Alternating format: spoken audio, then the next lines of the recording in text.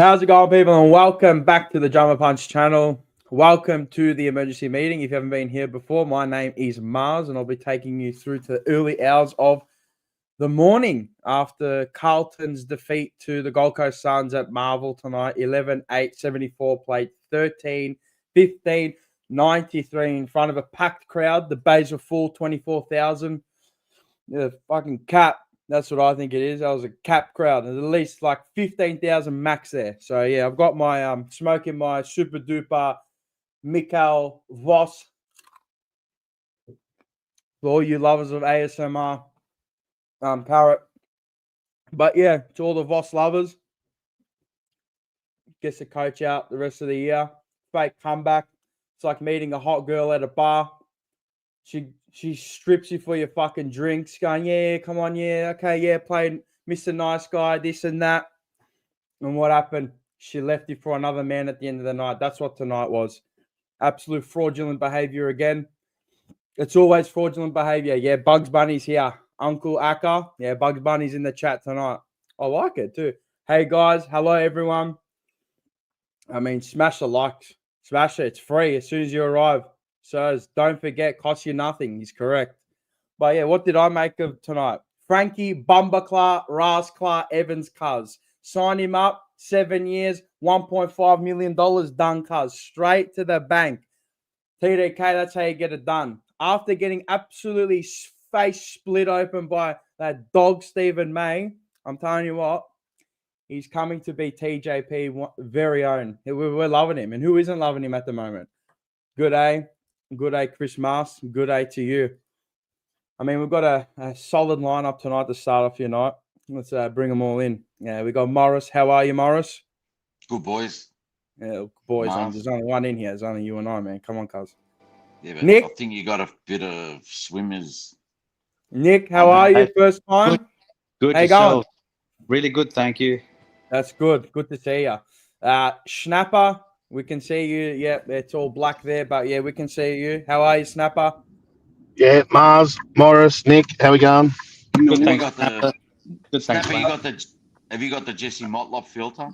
Don't worry, he's coming. Big Vincenz, how are you? How you going, boys? It's good to be back. I had It is good. You got missing show internet? the other day. All Do my you have internet internet? was playing up. Do you have I'm using internet my or what? phone. Or are you kind of I'm like using my Voss, phone, disconnected? You're disconnected. You're No, disconnected. the router's gone. That's why I'm using my phone at the moment. And Andy, how are you, cuz? What's going on, mate? It's always good here, mate. In the sunny sunshine of my. I should change it, huh? I reckon we go like Carlton Respects tonight. Can't even change it. Nah, fuck, it doesn't even work. But anyway, hey, can you change that? You reckon it'll work? Good host I am. But anyway, I got my carrot tonight. What do we make of the game, boys? And for the women out there, Well, put it look, in the I'll have chat a crack what you at made of the game. I'll have a crack at it first, if that's all right. Being a new Go, Nick. Go. Yeah, Hit us. Look, First time guest. let's put it this way. I don't know where the second and third quarter was. That was just standard that we've seen all year. Nothing. You know, we get the ball out of defence, short pass to the halfback flank. We stop, wait for our opponents to get into position. Then we wait for the umpire to say, play on. Then we kick it to a congested pack. They thump it out of bounds, and off we go again. Even if we mark it on the wing, the same thing will happen again. So that's the second and third quarters. The last quarter, obviously, Mr. Voss decided to throw the playbook out, and we started running. I mean, Frankie Evans, I saw him kick 4 goals last year in the last game, in the last showdown against the Crows, and there was Frankie something. Rasklar Evans. Yeah, there was something there. I don't know what to think. I mean, the first quarter, first 10 minutes, brilliant. First 15, and then reality hit. That's the way I saw it. Am I wrong? I don't know. Boys? Andy? You know what? This fucking team does my head in, bro. They just do my head in. Because, like, bro, I felt nothing but just depression all year. And I think, honestly, for, like, the first time in 3-4 months, I swear to God, a part of me started to fucking have hope in that last quarter. I said it as a joke, bro. If we kick another one, we've got a chance. It was 35 down or for 30 down, whatever. And it was like, fuck, I actually started to believe. And then You fucking bought another poverty, drink, bro. You bought her another drink and you got sucked in, I did, bro. I You did. bought her I got another one. sucked You in. thought you were taking, you got left holding the bag, mate. There's nothing left in the fucking wallet, brother. Yeah, Nothing bro. left, brother. Nothing. I Just wanna flat out, nothing. I want to ask a question. The guy that takes that girl home, Yeah, what does he actually do to her? I don't know. You tell me. I want to know. I want to know. You're the Mars. guy What that does takes he girls homes, bro. If it's Carlton, I'm nothing. home If on it's a Carlton Saturday supporter, night nothing. to a bunch of blokes. You tell me, Yeah. bro. No, this could get off track tonight. Seriously. Vince, what did you make of it? Pretty predictable, Mars. I mean, we got off to a pretty good start. I think everyone thought, oh, geez, we're on here in the first quarter, but we all know that, we often do that. And then the Gold Coast started getting into their groove, and I thought for the second half of the first quarter plus, the next two quarters, we were just smashed, really. When the game was there to be won, we went missing. All of our good players went missing. I think the youngsters try hard, but, they're obviously inexperienced. And then in the last quarter, the usual story, the opposition puts the cue in the rack and they're 40-something points up and they think they can just coast home. And we all of a sudden decide, let's try and put a few on the board and make it look respectable. And tonight we did that. But they held us off in the end. And, I didn't expect it to make up the margin. So, a bit like you said, Mars, they teased us. The boys, they teased us again. They're like the AFL's best cock teasers you've ever seen in your life. Morris, you got a different... Well, actually, I'm going to keep you till last. Snapper, go. Yeah, Andy and Vince, how you going this evening? G'day, Snapper. G'day, Andy. Gents. Vincent. Oh, look, just like what Vince said, after midway through the second time, dominated. We got absolutely obliterated everywhere. And then all of a sudden, in Gold Coast fashion, take the foot off the pedal and. Yep, we lost him. Yep. Yeah, we've lost him. He's in a flat spot. But I'm just gonna go on to your point. Oh yeah, go. You're good. Go, Snap. They put the pressure on again, and we fumbled, and that led him to Max King finishing off the game to win it for him. So, I've seen a lot of comments online already going, oh, a great effort. Good. Like, are we fucking West Coast? Are we Richmond here? Are we like great effort? This is Carlton we're talking about. This is a list that should be fighting for positions in the top 8 and in the top 4. Not saying, oh, great effort. Well done, boys. Pat on the back. No, we're not at that stage. We've gone so far past it that we should be turning around and going, that is not fucking good enough. The club is stuck behind this coach, and they go and dish it up for 2.5 quarters where you could just see they don't give a shit. And then somehow in the last quarter, who knows what was said, they come back to life. It's like, what's wrong with this man? It's like these players just don't care, and they want to turn it on when they want to turn it on. But they look so good taking the game on, running, carrying, handballing. I thought, no, this is good. So why couldn't you do it in the second quarter and in the third quarter? Because if you did, or at least you did half of that, you would have won the game tonight. But why? And this is the question I want asked by or answered by fucking the president and all that. Why did you stick with the coach and have the players got his back? Because if they do, then why do they dish up performances like they did tonight and then somehow miraculously come back? So if you've got the coaches back, you would have beaten Fremantle, you would have beaten North Melbourne, you would have put in a fucking better effort against Collingwood, and then against Hawthorn, and tonight. So clearly, I want that question asked because tonight it didn't seem like they had the coaches back at all. And then in the last quarter, somehow they sensed that Gold Coast thought that it was all over, so they decided to, let's play some good football. We are so we're dyslexic. Like, you just don't know with this club what they are, man. It's also, I mean, like when you're playing with freedom and no pressure in that last quarter, you just roll and go, don't you? I mean, how many times have we seen that in the last quarter when let's say we're 6 to 7 goals down, and you're just freewheeling, like just handball, it's like everything frees up. Everyone just plays to how they should be playing football, but I don't know. Hey, you can't. I'm telling you, you can't coach. You can't coach. That was coaching out the window in that last quarter. I think it was. And I don't know if Rocco's watching. I hope he is. But if some tell me that Noble is still getting tackled on the wing there, because how that wasn't holding the ball, I don't understand. Morris, I know you got a different take, so I'll let you go. No, it's not that I've got a different take. Look, let's all be honest and frank, all right?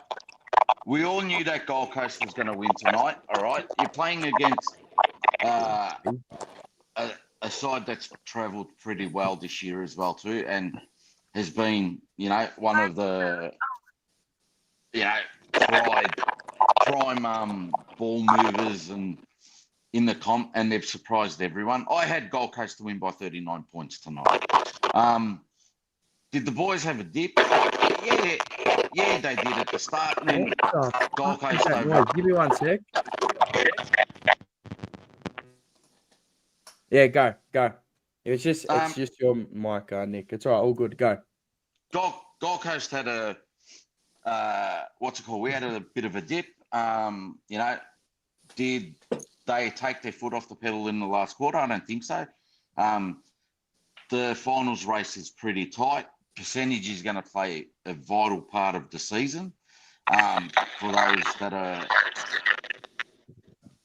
are competing for those spots. The home advantage to be played for, and around the appointment, the backing of Voss. Boys, I called it a few weeks ago. I'm not saying I'm a Voss supporter, but the problems lie deeper, and I think that Graham Wright's seen that, and I think that you're going to the broom that everyone thought was going to come is going to come from different angles, and a lot of it's going to come from the playing list. That was my take, and you know what? Like things change, yeah. Like if you go back 6 weeks ago, we all called for how's Evans getting the game? How's Evans getting the game? The guy's been serviceable, and if you look at it, he's probably our best kick for goal, and his disposal around the ground is pretty good. That who did he hit up in the last quarter? Lace out. I mean, like that's coming in from our 450. Was it in the 450? Where were in the? I think it wasn't Harry. I think he got Harry. Harry, yeah, correct. Or Moya, one of them. He's coming from a bloke that they basically rookie listed, yeah, and we got first round picks, highly regarded footballers in there that couldn't do that to save their lives. And it's just unfortunate, and just Stafford, to your point, I mean, like, really, do you think that we should be competing for finals, mate? Our list isn't that good, bro. I think what Snapper's trying to say, Morris, is that even the club itself was promoting itself. Brian Cook, the CEO, said at the start of the year, we're aiming for top 4. We expect to play finals. So all of a sudden, we're all giving this team a big leave pass because all of a sudden they're showing some effort. Shouldn't that be unconditional in every game? Oh, 100%. We have dropped our expectations and our standards that low that now when we play a couple of decent quarters, we start applauding them. I'm pretty sure there would have been plenty of people in the Carlton queer squad tonight cheering them off the ground for what a wonderful effort that they put up for 1.5 quarters. That's how low we have stooped in our expectations of this football club. Vince, I get that, but you can't throw the bat at the players for saying, hey, you know what, we're going to win some, lose some. We're here to make friends. I don't care if we don't win premierships. You can't dig them for that and then dig the CEO at the same time for setting the bar and saying, we're a finals team. We've got to play top 4. Nobody's digging the CEO for doing that. That's expectation, bro. Correct. And I'm saying that Vince just said Brian Cook came out and said that. He has to say that, bro. No, he doesn't. He has to. Of course not. Yes, he does. No, he doesn't. We only made 8. We Eighth last year. The messaging that came out from the club. We fell into the finals last year. Sorry, Andy. We fell into the finals. We relied on the result of another game just to make the finals. We were fortunate enough to scrape in. And then in the first elimination final, we were 60-0 at bloody halfway through the second quarter. Yeah, he did not have to come out and say we're aiming for top 4. We expect to make top 4. But he did. But he did. And since then, we've all decided that it's all too much, and now we're going to applaud them when they put in a couple of quarters. That's how far the bar has fallen. But do you not?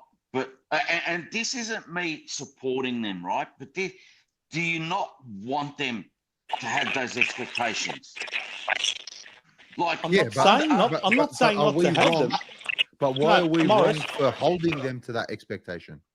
I'm not saying that you are. I'm not. All right. Maybe I misunderstood what you're saying then, because it sounded like you were. No. I'm not. What I'm saying is, I think we've overrated our list dramatically, and I think that this year especially has shown us that. And the one positive that we've taken is we've actually found out that some of our kids can actually play. Mate, we were a VFL. We were like the drug saga top-up squad tonight. Did you see how bad that? I'm surprised that we got within the 4 goals that we did at the end. I thought they did a half decent job. The playing list that was out there tonight, mate, it was a genuine top-up squad. No, there would be, other than our 3 superstars that were on the field tonight, I don't know how many of those players would get into another team in the AFL, bar like, if you're playing for West Coast or maybe Richmond. So I thought, look, now we're going to be praising on effort now to the end of the year, aren't we? That's all we do is praise on effort now because we don't expect to win. That's fucked. Mars, the point I was trying to make to Morris. I know what you're making. We've had the expectations instilled into us. Yeah, I agree. I agree. And then because we've fallen off the perch, all of a sudden, we're giving them leave passes left, right, and centre. Of course, we should expect them to adhere to the expectations. Of course, we should be calling them out if they don't achieve them. I mean, and Vince, on that, I've said it many times. We pat blokes on the head because I thought he had a decent game. Mate, it's your job. It's football. You should know how to, we praise, his disposal was really good tonight. Fuck, it should be good every week. You know what? Fundamentals. You know what, guys? At the end of the day, our ball in hand decision making has always been poor. It's like the days of Teague and Bolton. We get the ball in our hand, we panic, we don't make the right choices. We've got a player running on the side, either right or left. No, we decide to kick it long. The last quarter though, we didn't see that. There was more run, as we know. Okay, I mean, look, I'm a bit old school. I'm a bit like Vince. I'm 56 years old. I've seen 5 flags. Okay, so I'm 56 too. Yeah, well, there you go. I've seen the best of it. And the way I look at it, for the last 10 years, Collingwood have become the old Carlton, and we've become the old Collingwood. We're not even that good, mate, because even though Collingwood weren't winning flags, they were still in the finals and making grand finals quite regularly. We haven't done any of that for 30 years. No, we haven't done anything. Yeah. But you know what I mean? The arrogance and so on. That sort of swagger that we had. We used to rock up to games and all of a sudden we just knew we were going to win. Now it's, you know, I shouldn't be saying because I feel sorry for the other guys on here too. But, you know, what can I say? I don't even feel sorry for myself. This is what I grew up with. I always expect more. And when people are just praising fucking efforts at the end of the day, this is where we are now. I said in round one. I mean, here you go. Foz Jam said it. Mars said enough's enough after the round one. I mean, I said it even after last year. I was in Andy's boat. They should have been sacked after last year. We're 41 points up, said it wouldn't change and we'll get worse. And look, now we're back to praising efforts and individuals again, and we're not praising the team because they're not good enough. And it's sad. It's sad to where we've fallen from. And I mean, we're only up there for, let's say, 6 months. 13 weeks we're up there. For, let's say 20 weeks of footy in a row, we're up there. And, you know, we've come back down to earth and we've been humbled. And I think everyone should humble themselves because, dude, do we get to have that Carlton arrogance anymore? Not that I know. I don't know the Carlton arrogance. Only you boys do that are older than myself, right? But I don't have any Carlton arrogance. I just think we're a shit football club. We're run shit. We've got a shit coach. I don't know, shit development paths for players. If they're not a top 20 player, they're nothing, to be honest. And even if they are outside of the top 20, like how many have we kept? I looked at the 2017 football club that we had, the playing list that we had. Mate, have you seen how many players we still got from there? There's like 2 players, 3 players. From where? 2017. 2017. Go look at Collingwood. Go look at Collingwood's. They're still playing. They've got like 8, 9 players still playing from 2017, mate. That's how fucked we are. We can't even hold on to kids for long enough. Like the kids, mate, within 2 years, you go, well, they're not good. But why are they no good? Why? Is it recruiting? Is it developmental path? What is it? How can they all be no good and playing at other clubs and they go to other clubs and they don't play anymore? How? Like, that's what, we're just playing catch up every year. We're always just playing catch up. Every single year, we're just playing catch up. And players will leave. At the end of this year, players are going to leave. And then we're just going to go back again. And people are going to go, yeah, but if they don't want to play, then fuck them. Yeah, but we need them. But Mars, if the players want to leave, fuck them.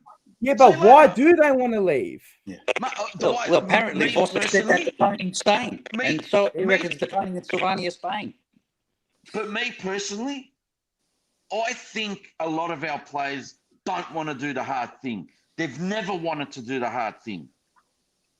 All right? And it's evident as well too, right? Doing the hard thing is when your mate gets smashed, you go in and bat for him. Always say that, but why don't they do it? It's not instilled in them from coaching from when they come in. Because they come in as pretty boys. I understand that. Well, then you got to train a hard edge in him, and this coach can't. He doesn't. Do you know what I witnessed tonight? What? Before the game, all right? So I'm a Legends Lounge member. I've got home and away seats, right? So my membership's about, I don't know, $1,300-$1,400 bucks, whatever it is, right? Shit. Yeah. I'm in the Legends Lounge. I'm having a beer, and you know, they got a bird singing and a guy on a guitar or whatever, and she's singing away, and the song stops, and then all of a sudden she rips out, wouldn't it be great tonight if both teams won? Really, imagine both teams won and everyone's a winner. Oh my God, how happy would everyone be? And I'm like, you're in a fucking Carlton high-end well, you're in a social lounge. It's Carlton. Yeah, like, we don't want to hear. Yeah. This is my point. At the AGM, I'm bringing this up. I don't give a shit. He's at that Mars. Legends Lounge is Carlton only. Mars, chuck that comment back up, please. Give me 1 sec. You can respond. Do you think, James Worship, do you think fans are too harsh on the players that have stints of bad performances? And this is why you can't retain non-elite talent that fulfills talent. Oh, fuck off. Oh, please. If you cannot criticize football players, these players are paid big bucks. So you're telling me if your boss on Monday morning approached you and said, I'm not happy with your performance at work, lift your standards, are you going to go have a sook? Are you going to quit? These are fucking men out there, men, earning massive amounts of money. You got to expect criticism. That's what makes you a better player, because your standards lift. If you're listening to the supporters and they're saying, why are they having a go at me? Why? You know what? I'm going to prove them wrong. What, are they getting hurt? These players, if they're getting hurt, they wouldn't have survived the 70s and the 80s. You know what? Though? Seriously, man. I don't genuinely think that, though. I don't think the players actually think that. I think that's a thing that the media have put on. They've set that agenda. Other content creators have sent that agenda, and our supporters have set that agenda. I don't think the players in the club actually think that. If Cripps plays a bad game, he knows what's coming. If Harley Reid plays a bad game, he knows what's coming. If Isaac Heaney plays a bad game, he knows what's coming. So I think that I'm not going to say they all, like, you know, some can take it better than others, but I don't think the narrative from them is, oh, we can't take it. I think it's the narrative from other people that are outside the club. If you're not expecting to be criticized as a football club as a whole, like, there's difference between criticizing the player for their performance and the club as a whole than personally attacking. Like, I don't like personally attacking. Like, I'm not going to call, like, you're not going to call someone, oh, you know, when people don't get their way with a multi and go, I wish you died. Like, that's fucked, bro. What are you saying? But we're criticizing on the performance. I'm not criticizing you as a person. You as a person, you might be the best person in the world, and good on you. And the performance on the day, I'm criticizing you or I'm praising you. Like Ollie Hollands tonight, he was good, but he was also terrible at times, like more often than not. Again, Mars, just to back my statement up with before I forget, with the players and that, right? Yeah. I'm not going to mention any names, but tonight I got told that, and it was from a past player, that they recently were invited to the club. So many old premiership players were invited to the club to present and chat to the players.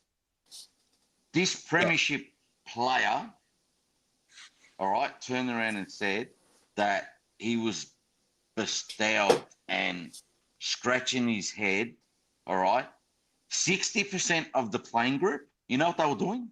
While these legends of our once mighty club talking to him, 60% of them were on their phones fucking around. But does that not say the environment? That's the environment that they've grown up on in our club. That's what we've taught them, that it's okay to be on your phone at that present time. But that points to the culture. That exactly points to the culture of what happens within that football department. But there's no consequences for it. Who was pulling them up on it, Morris? No one. But you can see that out on the field, though, and it translates to out on the field. They're like, that's what you get. That's what you get. They built it. They built it. Go, Nick. Yeah. I was at a Sturt game last weekend, and I saw Peter Motley there. So I went up to Peter Motley, and I said to him, "Hey, mate, what's going on at Carlton?" And he just shook his head, and he goes, "It's deeper than what you think." He didn't elaborate any more than that. That's all he said. It's deeper than what you think. So is it the board? What is it? I don't know. But when you got an ex-player like that saying that, what do you say? I like this one. This is from Pos Jam. No more being nice to opposition fans at games. I'm a North fan, and I don't want to be smiled at and winning at banter versus Carlton fans. I used to rock up to Prinny Park ready for harsh backlash. And, yeah, that's what it was. That's what it was built on. Go. But this is the problem. This is what the AFL have built. This is what clubs have built now is just a casual culture. It's not tribalism anymore. Well, growing up as a kid, and I remember going to Princes Park and going to the G, going to all these grounds, and you're going, fuck me, it's hostile here tonight. or today or tonight. Yeah, you go to the footy, but like the fuck, man, we're all holding each other's hands and that. Like you can't say anything. We'll have like, bro, this is tribalism. Like we're going to. I know it's not war, but mate, we're going to war for 120 minutes. We're at war. I don't like you. You don't like me. Like now, it's like bum chummy and shit. I'm like, yeah. I mean, that's probably how the world is at the moment, and that's how it's probably going to be for a while. But I don't know. It's changed a lot since I was a kid and remembering what it used to be. I don't know anymore. I genuinely don't know anymore. So I mean, you got Peter Motley, bloody champion with big aunt. I mean, says it all. I mean, and that says it all. You say it all. I mean, what do you reckon of the coach, Nick? I know that you've messaged me. This is what I think, and I've said it to you before privately. I mean, if Voss is obviously going to be there, I don't know. I mean, Andy was saying the other night that, he might not be there. He still thinks there could be a chance he'll be gone by the end of the year or early next year. But I keep saying, and I keep going back to what we've got here, and we've got a guy here that was coached by Paul Roos, won a flag under John Longmire, assistant coach of John Longmire for 2 years when he finished up at Sydney, comes to Sturt, his home team, wins the flag in the SANFL in 16, goes back-to-back, beats Port Adelaide in the grand final in 17 after Port had beaten them in the first semi. We nudged out a 1-point win over them, and now's on a 28-game winning streak home and away. We haven't lost this year. Haven't lost since round 6 last year. Marty Matner, he was a hard tackler. He was a ball of a player. And I'm telling you, this guy doesn't take shit. He looks like he's an angel, but it's something like that, with that sort of culture in him, that's what could do us. But I don't think Graham Wright would look that way. There's Hayden Skipworth and things like that, if it is to happen. And look, who knows? Things can change next year, and Voss gets, God help us, Hinkley, and God knows what can happen if he gets Hinkley. Good luck. That's what I say. But I've got one. It's time to go! Nick, I know I was actually keeping on for that. A legend, and might feature on next year's Jumper Punch. So I'm working some. He is all the way from Adelaide. Absolute legend, Nick. So yeah, a big time supporter of the Jumper Punch. I'm going to bring in the captain, Mr. Cooch, Mick Marcucci. How are you? Mr. Marcucci. How are you, mate? Nick, legend, bro. Hit us. Off mute. Can you hear me? There you go. You're good. Hit us. Bit echoey. He's all right. Go. Where do we start? I mean, what's already been said, you guys took a couple of notes, but of my notes. I want to ask a dumb question here, and I might be looking at it from a really childish perspective, but what the fuck do they eat at half time in the club rooms? Is someone spiking their shit? I'm convinced it's something dumb like that. It's got to be. What the fuck else is it? To come out and be a completely different side in the second half consistently. It's not like they're doing it every now and then. It's every fucking week. It's the same thing, that second half, third quarter. They must have worked it out, because then in the fourth quarter they came out and went, maybe we shouldn't eat that, we'll eat this. And then they came out. Someone brought it out to them on the ground and they had that last quarter like they did. But yeah, I know that seems really dumb, but I thought I'd bring a light approach to it. It's frustrating. I mean, I know everybody feels it the same. I said in the chat before, I think tonight, we can't forget to give some kudos to individual players. The team effort was shit house, don't get me wrong. But guys like Frankie, look at this. I made a fucking banner here. Look. Revelation tonight, Frankie. Frankie He was unbelievable. I mean, he deserves kudos for tonight. So does absolutely brilliant. He was brilliant tonight. Howard. Those guys were good, and they were consistent through the match too. Even Motlop, I dare say, that last quarter found a little bit of something. He loves the last quarter. Little individual bits I think we need to remember. But yeah, this collective pat on the back is bullshit. We can't keep doing it. We just can't. It's toxic to the environment to keep saying to people, and like we said before, it's that everybody wins mentality. Everybody gets a ribbon at the end. It's unfortunately the way society is. We don't have to have it at our club though. we're choosing to have that, and that's probably the most frustrating part. Zach, how are you? Yeah, I'm all right. All right. How is everyone? Frankie Rasclar Evans. bad, Bumper Zachy. Frankie car. Bomber Clark. He got clattered by fucking Rao. Did you see that? I actually thought Frankie, he was our best player all night. He was our best player. Easily. Yeah. No, What it's about just, that goal, that running goal where Harry Mackay Yeah. tapped it down and he pierced Little it from sizzler. about 45? A lovely finish. Frankie Rascal? No, look, just a classic Michael Voss Carlton game post our 2023 run. Just a classic, nothing different. It was the pressure early on. It lasted for 20 minutes. Then when the game was there to be won during that middle patch, we weren't there. And then we came back. You know what I mean? It's just classic Michael Voss ball. And it's interesting to me, as soon as there was the confirmation from the board this week that, he'd be coaching next year and, he'd be our coach going into 2026, I found it interesting the narrative was changing. So, we might give Gold Coast a run this week because, there's no pressure or the pressure's off and, they can kind of relax. I think that's the worst possible thing. And I don't know if they're in that mindset, but I think that's the worst possible thing. Because when the game is there to be won and when in a season you have to take the season by the scruff of the neck, like you have to take it. Like, what's the point when the pressure's off in round 21 against Gold Coast when it means nothing? You have to actually, when you've lost to Richmond and then you got Hawthorn the next week and the pressure's right on you, that's when you have to perform. Not when you know that you're going to be fine for the next however many months. Like, that's the thing that I just didn't like. And you could just see it in the game. It was just, as I said before, just classic Michael Voss haram ball. That's all it was. Enzo Valentino Mars, ask Andy what he thinks about Fogarty missing 2 crucial goals from 20 meters out. Should never play Pressure footy meter. again. Simple. Don't play The footy pressure again. index. The pressure index. That's right. He is a fucking spud. All He's got to height. get trained. All height. Yes. He's Shit, just really. all...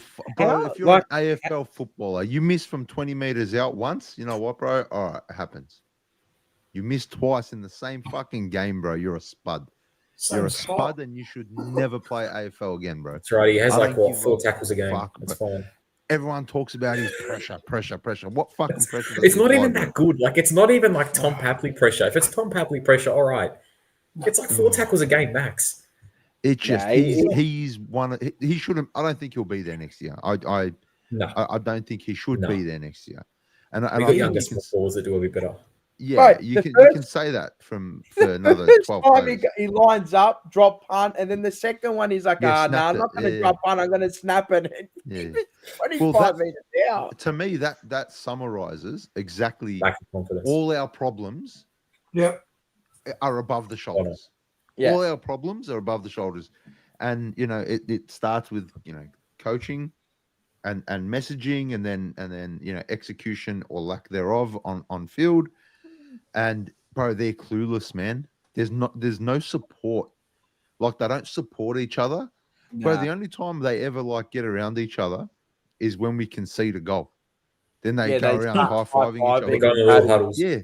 But when all right, when he missed it the first time, there weren't many words said to him, like, it's all good, bro, fucking don't worry about it, whatever. Like, bro, we're so fucking, that pissed me off, man. That second one, especially. Bro, that changes the game. Again, that changes the game. We're on a When the roll. pressure's on. When the Game's there to pressure's be on. won. Yeah. So Every time when the pressure's on. Moondog, 1978. These players can play. It's the environment that allows them to be mediocre and the standards that are subpar and clearly not enforced. There is a reason why we are where we are. Vince? It's fair enough. I'm really curious to know from all the guys here on the panel, how did they feel when the announcement came through during the week that the board had a marathon 5-hour scheduled meeting? Could have been made in and 5 decided minutes. to endorse Michael Voss at the recommendation of their new CEO, who hasn't even taken over as a CEO yet officially, Graham Wright. How did you feel about that? Just one at a time. Start with you, Andy. it was funny because, for weeks I said, whatever Graham Wright says, I'm going to back him because of his track record. Mm-hmm. When the decision came through, I still don't believe it. Like I actually, I'm the same. I just think it's a facade Thank you. just to kind of Full shut us Mexican. up for a few weeks Yep. while they work in the background. Maybe there's no logical sense for Michael Voss to be here. His coaching is shocking. We all know that, and everyone Yep. talks about how bad his assistants are and all that. And okay, whatever. I just think he has pulled the ultimate magic trick to be able to still be our head coach. But yeah, I genuinely think it. Maybe I'm wrong, and I hope I'm wrong. And he stays our coach, and we fucking win 4 years worth of premierships. Like, but I can't see it, man. And I think it's a bad call. If it's legit, and they're backing it, and it's on the board now. Now it's on the board. So if this backfires, mate, put your hands up and fuck off. So, and if it's right, we'll applaud you. All right. What about you, Mick? I've got a Mars and Zach will laugh at this, but I've got a bit of a conspiracy theory with this, and it kind of leans. Well, absolutely anywhere. It kind of leans into a bit what Andy said. So I'm convinced the board are purely covering their ass here and sticking fat with their previous decision. I think they don't want to lose face, so they're saying we've got to keep this schmuck regardless. So I think there's an element of that, and with that, they'll say that they're doing something by sacking everybody else. The entire assistant coaching group will be given the ass, and they'll say we've held Voss to give a bit of stability or a look of stability, but really it's just for them to save face, to say we made the right choice 3 years ago. So that could be completely wrong, but I think there has to be a reason that they've kept him alone. There has to be. Okay. So that's all I can come up with. Fair enough. I like it because I'll expand on that because I've got a very similar conspiracy theory in a minute. What about you, Zach? Look, very similar to Andy. I was and I still am pretty much in denial. Like, obviously, I highly doubt they'd backflip on the decision. In my mind, he's coaching round 1 2026. I don't want that to happen. And I don't agree with their decision. But yeah, I'm just still kind of in denial because I see over the 4 years, and we say it all the time, the inconsistencies. Why would that change in a fifth year? I understand if there's inconsistencies for 1 year and in the second year there's injuries and then you want to see what happens in the third year. We've done this for 4 years now. Why would the fifth year be any different? That's just my thing. And I feel like my number one hatred is when people say, oh, this happened at another club back in the day, then it should happen here. Like, oh, Hardwick, was horrific in 2016 with Richmond. Then they won 3 in 4 years. Or, because we sack, all these coaches in short succession that in quick succession that are, then that's what we're going to be as a club. Just because something's happened, it doesn't mean it's going to happen again. Like, just because you've, sacked a lot of coaches doesn't mean you shouldn't sack this one, because clearly he's the wrong guy. We've seen that we haven't evolved as a club. We've gone backwards, and we're just not in the position where we can back someone that is keeping us just in the same position. I said, as soon as I came, I said, classic Voss ball. That's what it is. Nothing's going to change. I mean, I hope it does, but based off what, Okay, we've got you loud and clear there. What about you, Mars? Before we go on to the only one on the panel who actually wanted to keep Voss as the coach. So I'll be very interested to hear what Morris has got to say at the end. But what about you, Mars? I don't know. I came to the conclusion that it could be the soft cap, but it could be false. I think it's false because if you have a look, they've got heaps of money. Yeah, and I'm reneging on what I said was in the emergency meeting 2 nights ago, where I said that that he's been contracted, or our assistant coaches have been contracted longer than the coach, which is wrong. I think there's only 2. Yeah. And they're still be lining up. I just want to clear that up. So maybe maybe it's keep them all until 2026, maybe get rid of one and put a couple new ones in there and see how they all go. And if they all vanish, if we throw the shit again, they're all gone. Everyone's gone because they're out of contract at the end of 2026. I think it's the wrong decision because it's the biggest toxic football. It's toxic football. It's terrorist football. It's straight haram ball. It's like keeping fucking Eric Ten Hag at Man United. No, I'm serious. It's toxic. How many times bro. At a game do you see a player look up?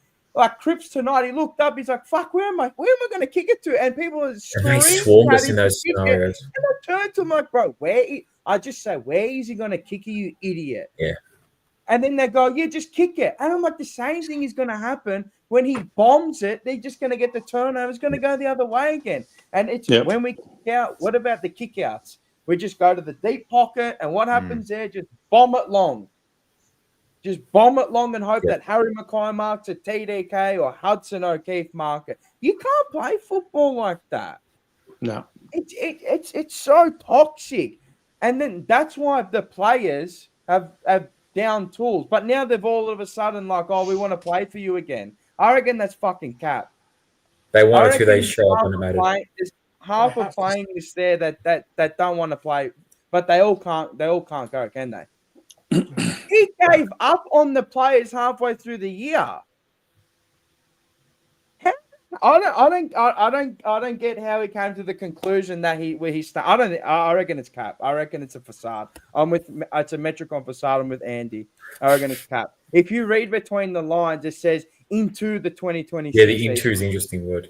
Why into? Not the whole of the 2026 season. Yeah, so you're telling me you're not giving him for the until 26. round, So you're telling me you're giving him until round 10? By the bye? So what's Depending that? on how we're going, yeah. Before we get into Morris, I want to point something out that Georgie pointed out to me. Georgie on our show. Nobody put their name to that email, to that statement. Correct. That is true. It wasn't from or kind regards. It wasn't from. That's a gutless act. That's a gutless act in itself, don't you reckon, Andy? Exactly right. So if it was a Graham Wright, this is conspiracy. If it was a Graham Wright, this is mine. Surely it'd say sincerely Graham Wright or something. You know what I mean? The email it talks about Graham Wright, but it's certainly not signed by the president or the CEO or anyone else.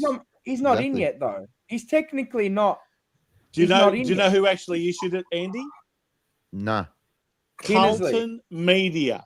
Yeah, there you go. Worries, bro. They were in the room with them. Media. They were in the room. They got a few TikToks there in there as well, huh? Yeah. They'll be releasing them after in the All or Nothing with Carlton edition. All or Nothing. Yeah. Amazon Prime. Anyway, that's a very good point, Andy. What about you, Morris? Cap, go Morris. Hit us between the eyes. To begin with, Vince. Wait, Morris, what was that? What are you holding? What's that in your hand? That's so I can go to sleep later. Bro, I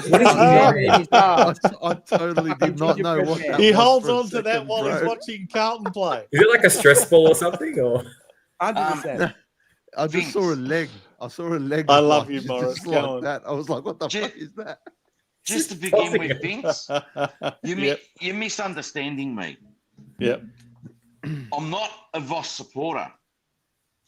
No, no. Hang on. All right. I'm going by what I've heard you say on the Monday Blues, where you said I don't believe they should sack Voss. I think they should retain him. No, what I'm saying is, and I've mentioned this plenty of times. If you're going to get rid of Voss, whether you keep him or you get rid of him, all right, the playing group need to have the blowtorch thrown on them too. And there needs to be an exodus of those guys as well too, right? I hold the playing group to account more than I hold the coaching panel. Okay? Yep. In regards to the announcement and the news during the week, the way you've got to look at it is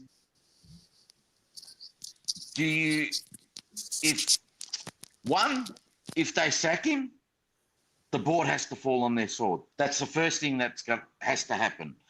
2, don't hold your breath. Yeah, I get that. 2, why I believe he will be there is you can't throw away season 2026 in regards to, you know what, we'll sack him at round 10 and get someone else. It'll be a complete facade of us going downhill. What we need to pay attention to, which is going to join the dots for us a lot, is what appointments are made in the footy department. Okay? Because just to give you an example, right? Let's say Jordan Russell gets sacked and Aaron Hamill gets sacked, and Ash Hansen. I'm just going to name 3 guys, right? And they bring in, they go and poach 3 really good guys from outside, but their intentions is to get rid of Voss. A new coach coming in is going to want to bring a good incoming coach. He's going to want to bring his own crew. And they all talk about it. You hear the Scott brothers talk about it. You hear Clarko talk about it. When you employ me, you're not only employing me, you're employing my team. So if you get rid of Voss and you bring someone in, those guys that you've appointed, that new coach doesn't want them. Does that make sense? Well, why didn't Voss come across with a team of his own? Because he can't command that sort of expectation, you see. He's just grateful to get a job. No, but the recommendations, Vince, but the recommendations were also that he's a leader and you need to put support around him. So why didn't he have his own support? No. If he's such a good leader, why hasn't he got his own people around him that he could bring into the club that support him, that he trusts? He came in and had all of these assistants given to him, whether he liked it or not, and had to work with them. Do you rate any of them? No. Like realistically, right? Yeah. Like we talk Jordan Russell. I love that comment. I know you do. Don't you get fucking started. Got the ass from North Melbourne. Who? All right, Jordan Russell. Yeah. Spent 2 years at North or whatever. Fucking bum, bro. Then we go get him. Does it like? Do you was really he at North? Do you really look at? I thought he was at the Bulldogs. Yeah. Do you really look at ever since He was the at the appointment Bulldogs. He was at the Bulldogs. He was at the Bulldogs from 2016. Oh, wasn't he a VFL coach? He was the VFL captain coach or whatever, Okay. right? Right. And they won. It doesn't matter. It's all semantics. Right. Yeah, keep going. Yeah. But then he went to North. All right. Has anyone spoken about ever since Jordan Russell came to the club, our forward line has diminished? Fucking poo. It's absolute poo. Does it make sense? Do you get what I'm saying? Morris, why are you focusing on Jordan Russell when I can tell you that every single assistant coach at that club has never been through a process? Never been through an interview process. They've all been either I understand that, but do you realise that they've all been either headhunted or they actually knocked on the door of the club and asked for a job and were given one? I get that. So there is no interview process. There's no, boxes to tick when it comes to being an assistant coach at Carlton. They just go and approach people that they feel like approaching and offer them a job. That's how it works. You've got fans, right? You have a look at. They wouldn't get a job anywhere else. They put the table of our coaches, and they're like, oh, who to keep, who to not, and get rid of Ebert, get rid of Hamill, get rid of him. But they're all, keep Matty Cruiser. Why? Because he's a favourite son. He's a good ruck coach, though. Is he? Yeah, I don't know. Is he? Well, TDK gets his pants pulled down every week against the big guys. But we know TDK right now isn't like he's checked out. He's full job. Pitto's ruck craft is pretty good. Yeah, he's bought something out of Pitto. And they dropped him. He's kind of raised his ceiling quite a bit. Yeah. Anyway, get back to your point about the announcement of Voss. Let's not go off on a tangent. Were you surprised? Were you happy? Did you agree with the decision? Where do you sit on it in a nutshell? For me to give you an answer? Yes, please. No. For me, I know. 5 years there. 5 years. Come on, man. There's another 24-hour stream. For me to give you an answer, I can't give you an answer until the rest of the broom's been swept. All right. Okay. Because if so you can't even tell us how you felt when the announcement came. No, because let me finish. Because if Graham Wright comes in and all he does is change Brad Lloyd and the assistants are there, I can't wait for that. And there's and there's no player movement, then I'm not happy. Mm-hmm. But if new assistants come in, Jimmy Bartel comes in as the head of football. Don't hold your breath. All right, and you've got a few player changes, you know what? And they're backing Voss. I'm happy with that decision. Okay. All right. I like it. Oz Yates, I wonder if I should go to the Carlton v Port Adelaide game next week now. I'd say hold your money, keep your money. If you want to go and support the team, might as well. Gold Coast will play finals for the first time this year, guaranteed. Thank you. Yep, the 475 look great all year. Mike, I love it. But yeah, we need more inclusive and target LGBT players. I like it. We read all comments here. Aren't we getting Darcy Moore? Thank you for the $2.31. Voss survived because young players responded well. Is that right? Mars can't get a word in with Morris at the moment. Nah, it's all good. She was saying about Oz. Yes, that's right. What else is there? Mars hit the button. It's time to go. I mean, we do have a couple in here. I'll give it another. Let me go. Can I? I'll go. So, Mars, it's time to go. Sorry, headphone users. I'm going to bring in Rocco. Oh, how are you? Hey, Rocco. Just in time to hear this absolute rubbish. Thanks, Andy. So, Mars, can I give you my theory on what's going on? Yeah, here we go. When I heard that announcement during the week, I thought to myself straight away, I don't believe it. I do not believe what's in that statement. And the reason why is because I know how paranoid this board is at being labelled in the same fashion as its predecessors under Sayers and Lejudice and all the others before them over the last 25 years, sacking 7 coaches in 23 years or whatever it is. They would have been hell-bent on doing anything possible to avoid sacking the coach prematurely. So in my view, it's look, I don't know this. This is just my feelings on it. I could be wrong, but I wouldn't have put it past Priestley to have said to Graham Wright, now listen, mate, if there's any way that you can find to be able to retain Voss for next year, despite the fact that we've fallen down the ladder, and come up with some sort of plan or some sort of strategy to make all the changes you like around him, but we want to avoid sacking the senior coach at all cost, if you can possibly do it.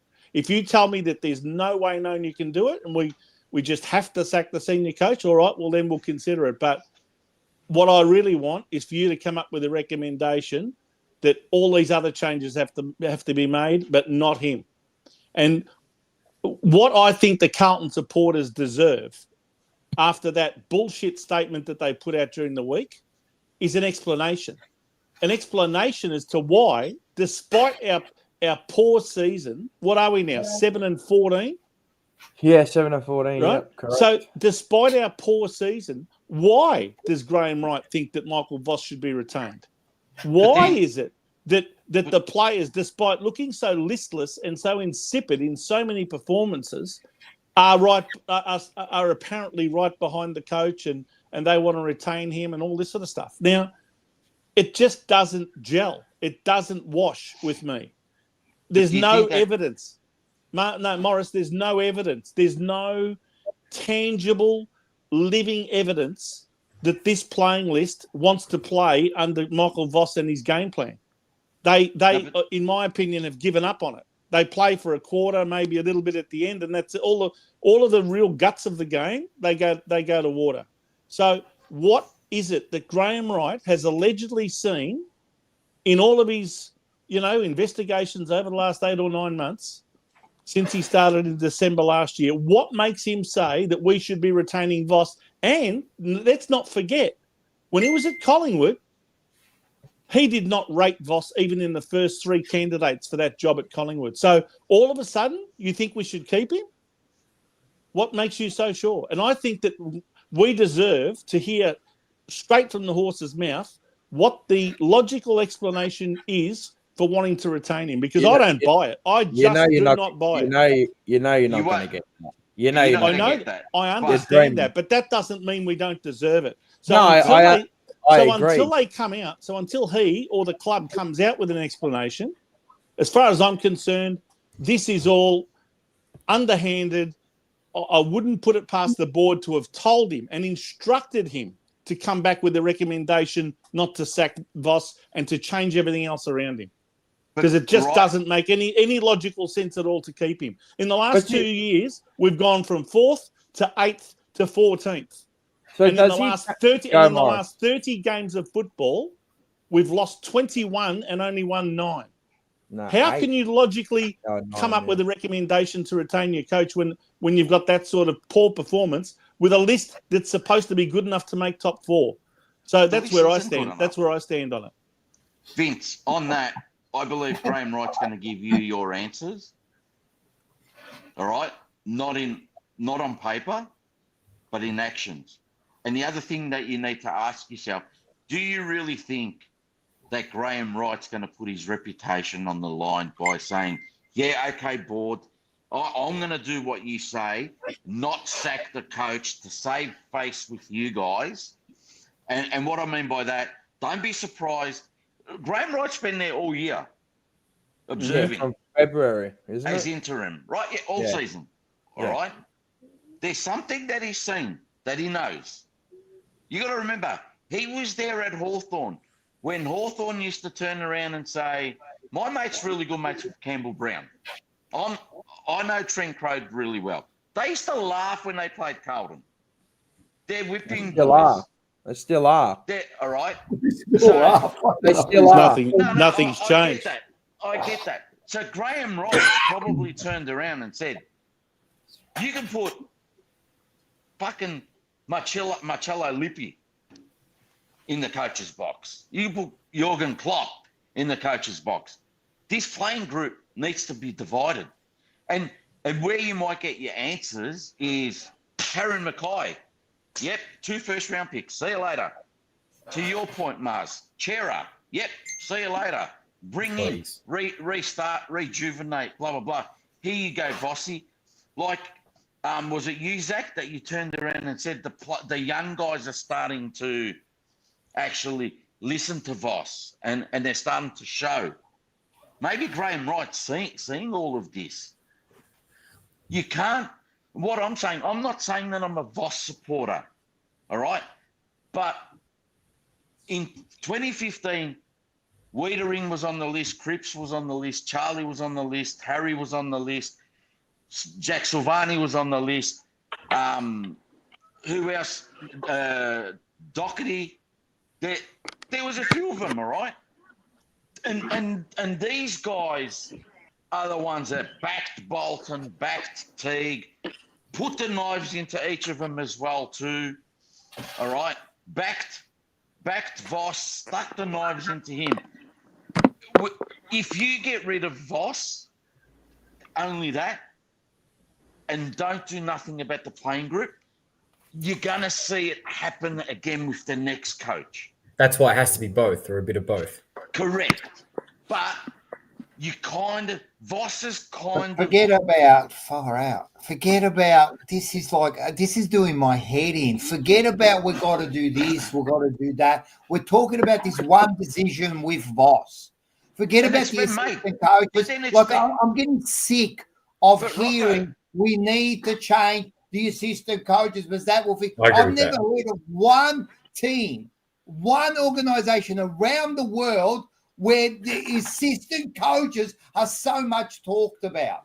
Even if we change the assistant coaches, if the head is a fucking banana, you're not going anywhere. You can put Jesus Christ and his apostles next to him, and nothing will happen, bro.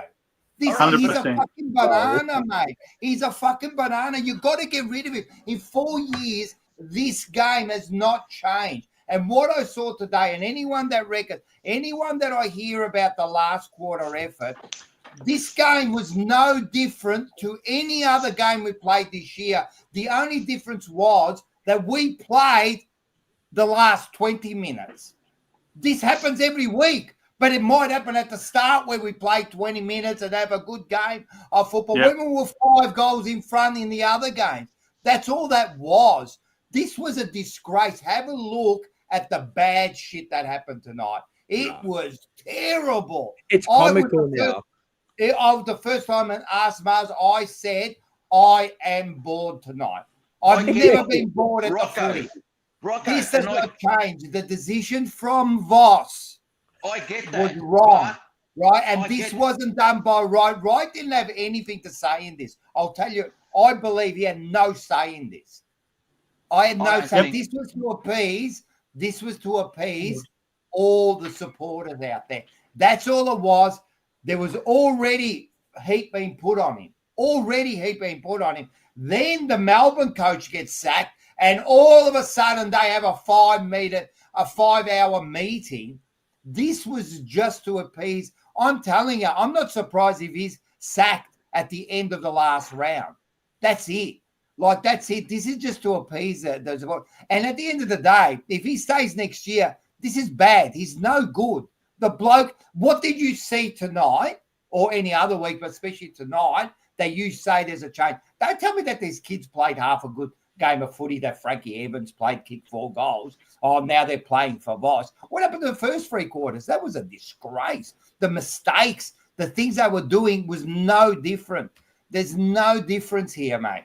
This is a bad decision. This is a bad decision. But I don't care if they sack Voss or not, all right? But what you guys also need to ask yourselves, all right, and I'm not being a smart ass, is up until a month ago, yous were all, I back Graham Wright and I back his process. No, I do back Graham Wright. That's not true. No, but you don't even know if Graham Wright this was his decision. His name was put to it. So what? They put everybody's name. They said the whole board. Yeah. They said it was an. No, they said that he presented. They said he presented and he put a case forward to why he should. And you believe that, do you? What's that case? I want to know what that case is. What's that case? I don't know, and well, no one's going to know. No one's going to know. Everyone can say, "Oh, I put my case towards it." The case could be that they just want to not be able to pay him out, and then put him. That could be the case. So do you trust? Do you trust in Graham Wright's? No, I don't trust in Graham Wright 100%. Like everyone thinks he's the fucking Messiah. I've never seen a CEO win a fucking premiership. Right? This is just a CEO, bro. It's just a CEO. And at the end of the day, I'm telling you now, he hasn't got that. I don't understand this power that he's got. What the fuck is this power that he's got? The thing that he's got working for him, that he comes from a football background. None of the board have got any football acumen whatsoever when it comes to running a football department, including the bloke that they've got as a director by the name of Greg Williams. Wouldn't have a clue. It'll be and that's why we are a shambles. That's why there are no standards. That's why expectations have nosedived. And that's why everything that comes out of this club is smoke and mirrors. It's bullshit. And if you're naive enough to believe that Graham Wright went there of his own volition and recommended that they all keep Michael Voss and that, and that all of a sudden after 5 hours it was unanimously accepted by the board, bullshit. This is why am I crashing out? Hell yeah, I'm crashing out. But I'm locked in. I am locked in, and listen to this. I'll give you another bit of proof. All of you. Listen to this. Graham Wright went there, right? And he's made the recommendation, and everyone listened to him because he's the Messiah who's going to kick us 120 goals next year, right? Listen to this. 4 years ago, this same fucking board, right, had the recommendation of a coaching panel. And they went against that. So what makes you think that this board is going to listen to Graham Wright? Tell me how. if they prove themselves that they just do whatever they want anyway, or are they just doing to what's a fucking word?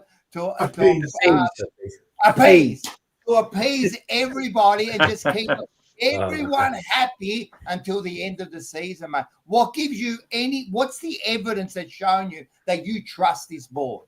Aram ball, brother. They're terrorists. Bro, I've been one of the biggest that you've got to annihilate the board. Yes. For years. I love when I'm watching this and I fall asleep and then I hear, it's time to go. That's time to go. Come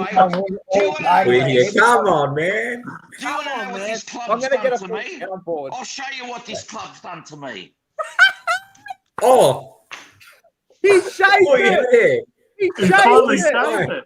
He's joined the ball squad. You know why? I'm still hanging on, Morris. Just let it go, brother. Morris. I thought you had hair under this the whole time. I'm dead serious. Shampoo and conditioner. I've done this today. All right, you look like a heavy now. You look half cuz. Wallah, bro. I see you down at Fly Underworld with Bill. Bro, I swear to God, you look good, bro. Hey, Wallah, cuz. Yalla, it is para dentro do culo. Yeah. Listen, I agree with Rocco. I agree with Rocco that the decision was a soft cock decision to appease those supporters that don't want to see another coach sacked. And they're the people that would have been applauding at the show of loyalty that the board is finally showing in their senior coach, and they're not going to sack him, even though there's all the justification in the world to move him on. And that's what I want to know. There's evidence there that says we are going backwards under this guy for the last 2 years. Why do you think that you're going to go any better next year with the same captain steering the ship? Fuck me. I might give a $20 voucher away for that. That deserves a 50. That's That's fucked. That's very, very good. On your false. That is fantastic. $20 voucher for that. That is fucking no, bro. Oi, I just want to bring up one point, and I've seen. Well, it's a comment, right? And this is fine. This now shits me, right? So it's by Vossi, and it's the headline. Our never give up attitude. I think that's been a real trademark. But when against fucking Hawthorn, remember, we were 30-odd points down, he said the margin was a bit too far to come back from in the first quarter. But in the last quarter, we were 48 points down. But who the hell is this bloke? John Cena? Never give up. I knew that was coming. I knew when they came back, there was going to be the headline of, like they give up, all that kind never of give stuff. up attitude. Relax, John Cena. Relax, bro. Like what? The first three quarters, it was absolutely shocking. What happened to never give up attitude from the opening bounce? What happened there, mate? They got smashed today. That was a race. His comment is a fucking brilliant one as well. I actually blamed that last 20 minutes more on the Suns than us, because the Suns look like they panicked a little bit. If you notice their handballs and that, they started to panic a bit, and we ended up scoring a few goals. But anyway, yeah, I don't see no evidence I don't. And another thing, I said this the other night, and also Andy's, I'll give credit to Andy for this one too. If they're so confident in Voss, right, extend his contract. Give him another 2 years. No, he's dreaming, not us. He's dreaming. Just give him another 2. If you're so confident he's the man, then give him another 2. What are we waiting for? If you're so confident, because it's going to be 2 or 3 years before we even maybe play finals, right? Give him another. You reckon they might? No, they won't. It's a business decision. That's all this is. This board has made a business decision, not a supporter-based decision, not a club decision. It's a business decision. To save face. Save face. That's all they've done. Correct. Save face. But I can tell you one thing, right? Spot on, Nick.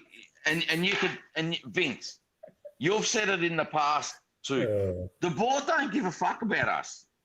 You think they're going to make a decision? No. They do care about us.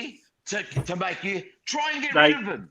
They do care. They just care about money, baby. You've got no chance of getting rid of them. Morris, they don't care about us, you're right, but they do care about being labelled and their reputation for sacking coaches, and they're paranoid at not wanting to do that again. And that's why I believe they've decided, you know what, let's just leave him there for another year. At least let's let him coach the first half of next year. And then if we're looking really sick by halfway through, then they might make a call on him. But if they don't want to terminate his contract with a year to go.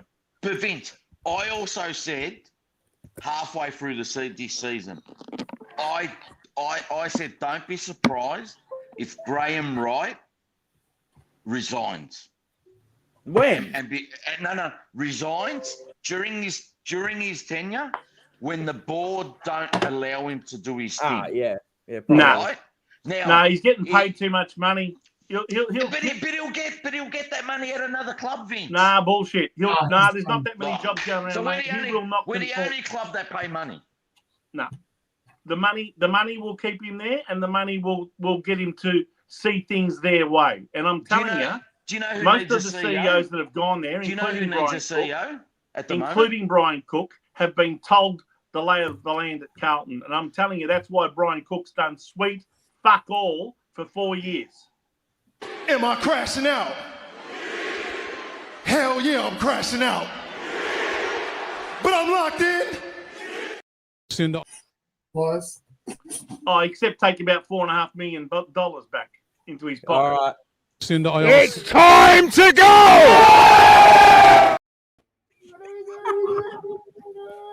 I love it. I love having power. I'm now Graham Wright.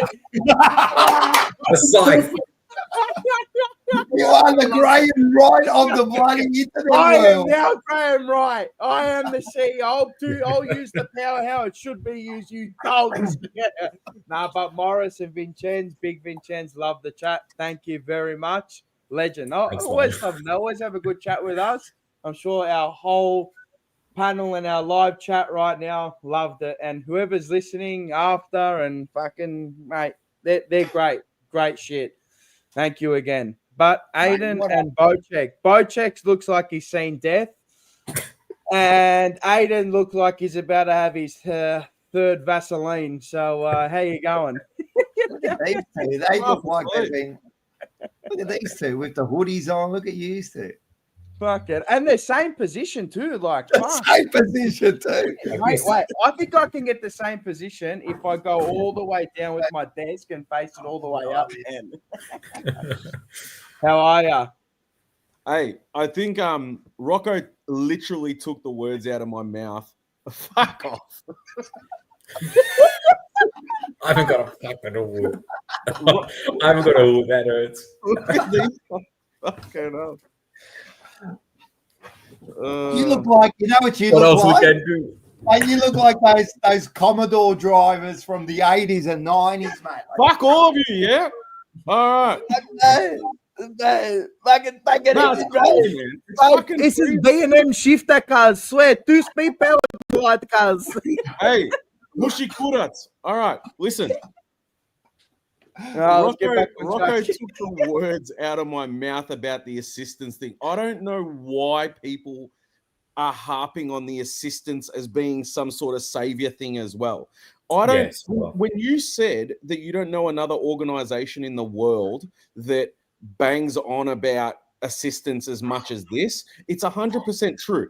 We all watch EPL, we all watch other sports and whatever it is. When shit hits the fan, when do you ever hear them go, oh, it must be the midfield coach? Never. It doesn't happen. My thing. When Man United just finished 15th on the table, whatever the fuck it was, and they got Amarim at the helm, they didn't turn around and go, oh, fuck that keeping coach. He fucked us, right? If we replace the keeping coach, Onana will be fucking amazing and we'll finish first. Fuck off. Right? It lands on Voss. At the end of the day, Voss is the one that's putting the plans in there. And let me tell you, on top of that, if if Voss isn't the one to blame and it's the assistants, fuck Voss off. Don't worry about having a head coach. We'll just have 5 assistants in there. They can take care of everything. But also, what does that say about Voss if it's the assistant's fault and they're the ones making the wrong decisions? What does it say about him, who's, the head of the whole operation? Thank you. So to the people, exactly. So to the people that say that it's not on Voss, he needs better support around him. Oh, what? He can't do anything by himself? He needs to fucking get babied? Then again, I'm not surprised it's Carlton. Right? But I'm sorry. I just wanted to add, everything you said was spot on, but I just wanted to add that. The only other thing I wanted to bring up, Rocco, that photo. Yep. Oh, the one of the. I said it on the stream, right? Bro, there was full T4. There was full T4. Why the fuck? Hang on. Like the yellow wall. For this one, yeah? Right? Hang on 1 second. Let me have a puff. He's got to get ready. Hang on. Borussia Dortmund. T's and C's, mate. All right. So, how the fuck do they allow the fucking Dortmund Ultras in there, right? To bring out this T4 of, what is it? We'll see you at the W. Bro, I'm thinking the D. Fuck the W. What is this shit? How do you allow that? Right? How do you allow that? But you can't come. Who the fuck even put that out there? Was that the club? What's her name? Cody King is I was watching the Richmond game. They had one as well in their cheer squad. That was the club. Okay, so where was the fucking T4 for bloody Doc? I know. I got a question about that. Why didn't we drive him around the whole fucking stadium instead of making the guy walk? In a Hyundai as well, they could have done it. Yeah, look, why? He fucking walked. He's trying to fucking help his knees, get him working, you know? There was only, you know what? It wouldn't even been worth it, Aiden. There was only 20. This fucking dog of a club, I put my message out there to go on the big screen. They didn't even fucking show it. Cunt. Fucking asshole. You weren't dancing, that's why, bro. Fucking dickheads. You have to start dancing like a dickhead. You got to dance. You got to sing angels. You can't fucking be. Dance what? To angels. Oh, I've been saying this forever. How do you dance to angels, bro? Isn't that when people die? Fucking Ange must have I mean, it's the death of our footy club, but yeah, why not? Chris Mars, $10. It's perception management, aka propaganda. We'd all love for Voss to be successful with our club, correct? But we've gone backwards. So how can the decision to keep him be performance based? You can't be. You can't. It's because he's a good bloke. You know he's got a 9-20 record over the last year and a half. And our wins are against like fucking West Coast and stuff, right? Yes, it's ridiculous. 1 to 4, yeah. I guarantee you, if you put on that screen instead of fucking Angels, Taylor Butzer, and whoever else it is, right? if you go and put up there Zorba, you'll get the whole crowd on the fucking thing. How good is that playing? How good is that? I got no idea. Listen, put that on Bella. What are we doing? Hey, get your crowd involved. Do that. Oh man! Don't even play the original. Play the Joel Fletcher remix. They'll go nuts. Right? What a banger, cousin! Orchestrated, bro. Do you know orchestrated? Are you lucky they didn't play up there because they had that up on there as one of the songs too. So you're lucky. The cheek of singing that in our position. Oh my god! The cheek of putting it up on the bloody scoreboard as one of the options. We're fucking 14th. Well, who the fuck are we to sing that song? It's sacred. We're 14th, but Taylor Swift's #1 on the charts, mate. Don't worry about it. She'll always be #1 on the charts. Yes, she's paid to be there. There was a question here. I don't know his name, but it's something about put it up. How does the board? It was here. All right. Vincent Rocco. Kadir Nasli. Vincent Rocco minus Maurice. Can you please explain how the board, Maurice, the board has affected the coaches and players? My understanding is Brad Lloyd and appointing wrong coaches and staff. Board is only business. All right. So this is not stupid, the board, ideally. in their heads. This is all I know. I don't know exactly how the board works, but Carlton is the only club, right, where the board have so much power because we're the only ones who know who the board is in the first place. The second thing is how shit we've been going for how many years. What's the one constant in this whole thing? It's the board. Yeah. At least the way the board acts. Maybe it's Well, different the people way- here and there, but yeah. There's always one or two, that change, but they're there for a long It's the time. same Remember, mindset, Rick yeah. Sayers was there for 11 years. So was the president before him. So are all the other board members. I think Priestley's been there for the last 2 or 3 years, so expect him there for another 9 years, right? But what I'm saying, it's always that's the constant that I notice. Everything else changes.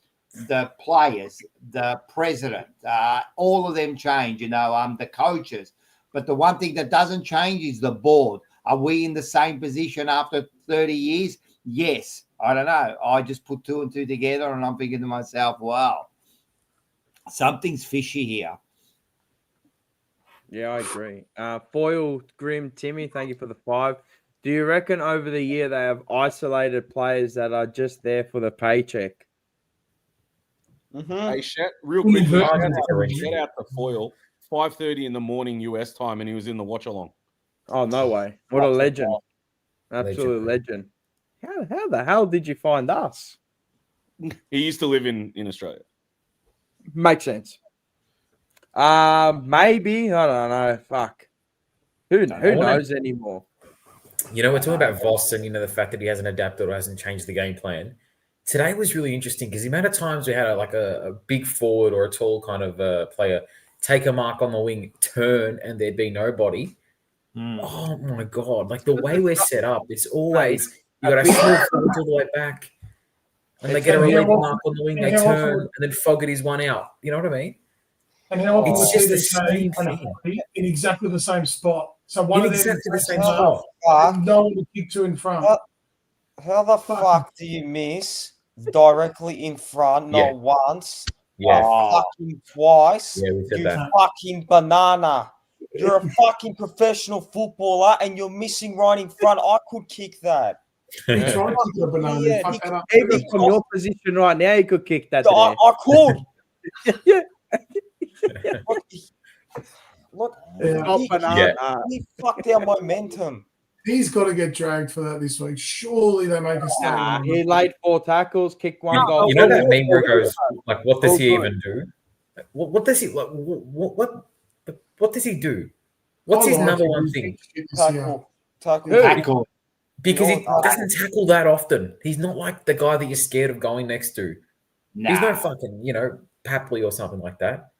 Like he's not that good of tackles to warrant getting picked every week. But then again, I mean, you look at our small forward options, it's a bunch of people that look the same.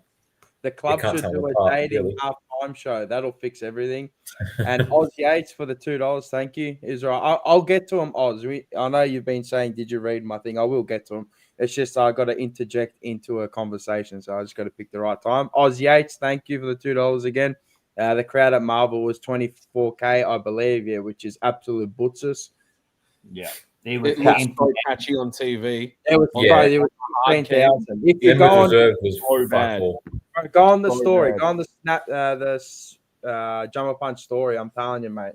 No way. His reserve was You know barren. what's more embarrassing about that was that's 24,000 if that was real. I reckon there was about 20 or maybe even 18,000. There wasn't a lot there. But let's say they're right at 24. That's with free tickets. Free. Yeah, buy one, get one free. They were hanging And we got 24,000 and they were giving away tickets. And this was, and they tried to make it even bigger by giving Doc another send off. Why didn't they just send him off this week? Right. But we'll give him another send off. Right. 24,000 and the tickets were free. And a Saturday night. And a Saturday night. Yeah. That game shouldn't have been televised. No way. It's got to be. It's got to say No something. I think it's a good thing. Fuck 'em. There is no way that 24,000 people even watched that game on Foxtel. No way. No Oh, we way. did see Nank Irvis. Nank the Tank was there, probably laughing at how He shit was TDK was, just sitting right behind us Yeah, I'll with take the him as a legend right. himself, JP Kennedy, Josh Kennedy from Hawthorn and Sydney. So, mate, he was drinking a cheeky little bevy. Yeah, why not? Yeah, no, we've got nothing against our Raider, mate. He's won 3 flags. Good on him, mate. He can do whatever the fuck he wants. He can I go want with to know where Elijah I want to Collins. know where the crew is from last week, a couple of weeks ago, whenever during the season. Oh, but it was a Thursday night. You know, now give it to me. What Now next just fifth add it Saturday? to Now Yeah, tell me but what. now we're not good enough anymore. What's Uh, what's it gonna be next Saturday afternoon against Port? Shit, That'll be wow. When is like Saturday? a disrespect to the game of football. Saturday, like One. 1:30 or something. That is going to be No, like no. People will come out for that one because in the day, and they don't have to bake scones in the day. They'll bake them at night and not do their crochet and shit. No, they'll be 35. 35 people. People will go to that one too. They think 35 people. 35 people. Will go. Yeah. 35 actual people. Actual Hey, people. that, just 35. that means that next week the watch along's going to beat the crowd there. yeah. You I get reckon. Actually did one day. Fucking hell.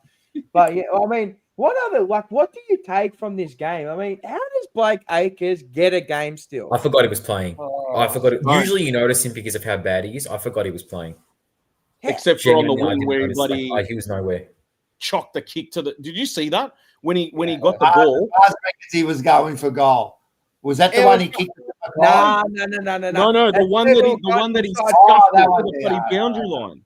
Bro, Yeah, I don't know. did you see? And this just tells me, bro, this bloke cannot coach. If he A-OK this, if you watch the start of the game, first quarter, look on the wing and who you see there, number 26, Nick Haynes. What? Oh my god, yeah. Yeah, I noticed he was. So what we've done is Nick Haynes is on the wing. He was on the whole quarter. He put Nick a Haynes is on the halfback wing. flanker on the fucking wing, bro. Ollie And Hollins then he's in the back line. turnovers. And we leave Hollins and Sard on the line. Hollins is in the back line. Yeah.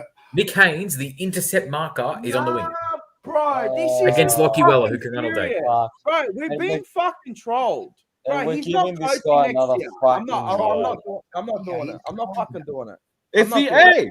It's the assistant's fault. It's the assistants. Yeah, He's a motivator of men. A-OK's it. He A-OK's it. This is the same fucking No, guy it's that the sets assistant's everything- fault. sets everything up. Oh. It's the assistants. It's He's not gonna Boss. play Nick Haynes on the wing for a Like, what fucking what quarter. actually does that give us? That What just did tells that you how mean? negative he was. Like how negative the game plan is. What did that change? Because if you look at Gold Coast, they changed it. They got Am I crashing out? Hell yeah, I'm crashing out. But I'm locked in. No, they changed it later. They took Nick Haynes out, and then they decided to put Carroll on the wing. Or someone get this guy a straitjacket. Swinging. Fucking Just making serious, such a- bro? No, you're serious, bro. Who A-OK's it? I want to know in the box pre-game, a match day selection committee, who the fuck these people are? Because there are a bunch of fucking goons in there, right? You're not A-OKing fucking Nick Haynes on the wing, bro, for a fucking quarter of footy. You've got a winger, a specialist winger who you drafted 3 years ago as a winger, and you're playing him in the Nick Haynes position. You bunch of idiots. They're dumb. We've got the dumbest people in the dumb. It was just fucking dumb. Again, Am I crashing out? Hell yeah, I'm crashing out. But I'm locked in. That is you dumb. know what It's gets me just about dumb. this, right? Everything that was attacking, everything that was positive about the game, Gold Coast dominated, especially like pretty much it, like the whole game. The way they moved the ball, the way they were in a bit of pressure, and they found a kick out the back to Ben King, who just obliterated our defense. Everything that was attacking, everything that was positive, and everything that was driving forward was all Gold Coast. For us, it was just Nick Haynes on the wing. You're playing 7 defenders. But the thing is, if you want to play 7 defenders, okay, you maybe push a few people up, right? But you've got Will White and Jesse Motlop playing on the wing when the ball's in our defense, and you've got 16 men behind the ball. And then we're just copping inside 50 after inside 50 after inside 50. Mate, there was a time when I think they were like 70% at forward half compared to our 30%. You know what I mean? How many inside 50s? I mean, we checked that at half time 33-10. Embarrassing. There you go. We sat back and invited it again. This is why he can't coach next year, because this is not magically going to change. He's done this for 4 years. It's not going to change. It's the assistants. It's the assistants. Like it will rock. Thank you, Bumba Evans in the ruck. But you know what's going to happen. The Voss in people, we can see, and it's of our belief that next season nothing's going to change. We're going to see the same Voss, blah blah blah. They are going to buy the rest of the crew that are Voss in and toxic positivity and all the rest of it. They're the ones that are going to buy into the idea that something will change because it's being promised to them, and Voss said it, so it must be true. No. So it's just surface level bullcrap that they're fed, and they go with it.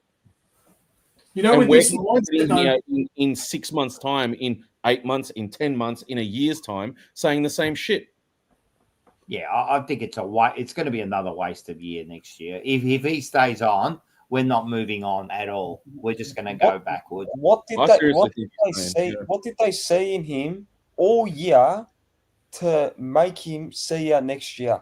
What? I agree. It's got to be correct. What? I want to know one thing. Why? Correct. You know what? The beast. You won't you know know what it is for me? because they don't tell you, so no one will know. That's why they don't know How many anything. Sorry, how many times have we said that, They know the how to star make money. players That's paper it. over the cracks? How to make money. Sorry, Zach. No. Like we say all the time, star players, they paper over the cracks, and these star players are just, when they're hitting their peak, that's when we're doing good. How many times have we said that? So if, let's say, hopefully, and we're all hoping maybe a few of them leave and we can kind of build up again, then what's going to happen if these star players don't go crazy? Which is my thing, because I feel like a lot of people don't want to go against this incredibly informed decision and don't want to look bad and don't want to look, like a lunatic or whatever it is. It's not that. It's just based on what you've seen, based on the evidence for 4 years. Why would it change? Why would it? This is him. You can get the assistance in, but if you think that the assistance is spot on. If you think that the assistance is going to change something, why would it be the assistants that are the agents of change? It should be the coach implementing something that actually, gets us somewhere. The assistant, they compliment the coach. They compliment the coach.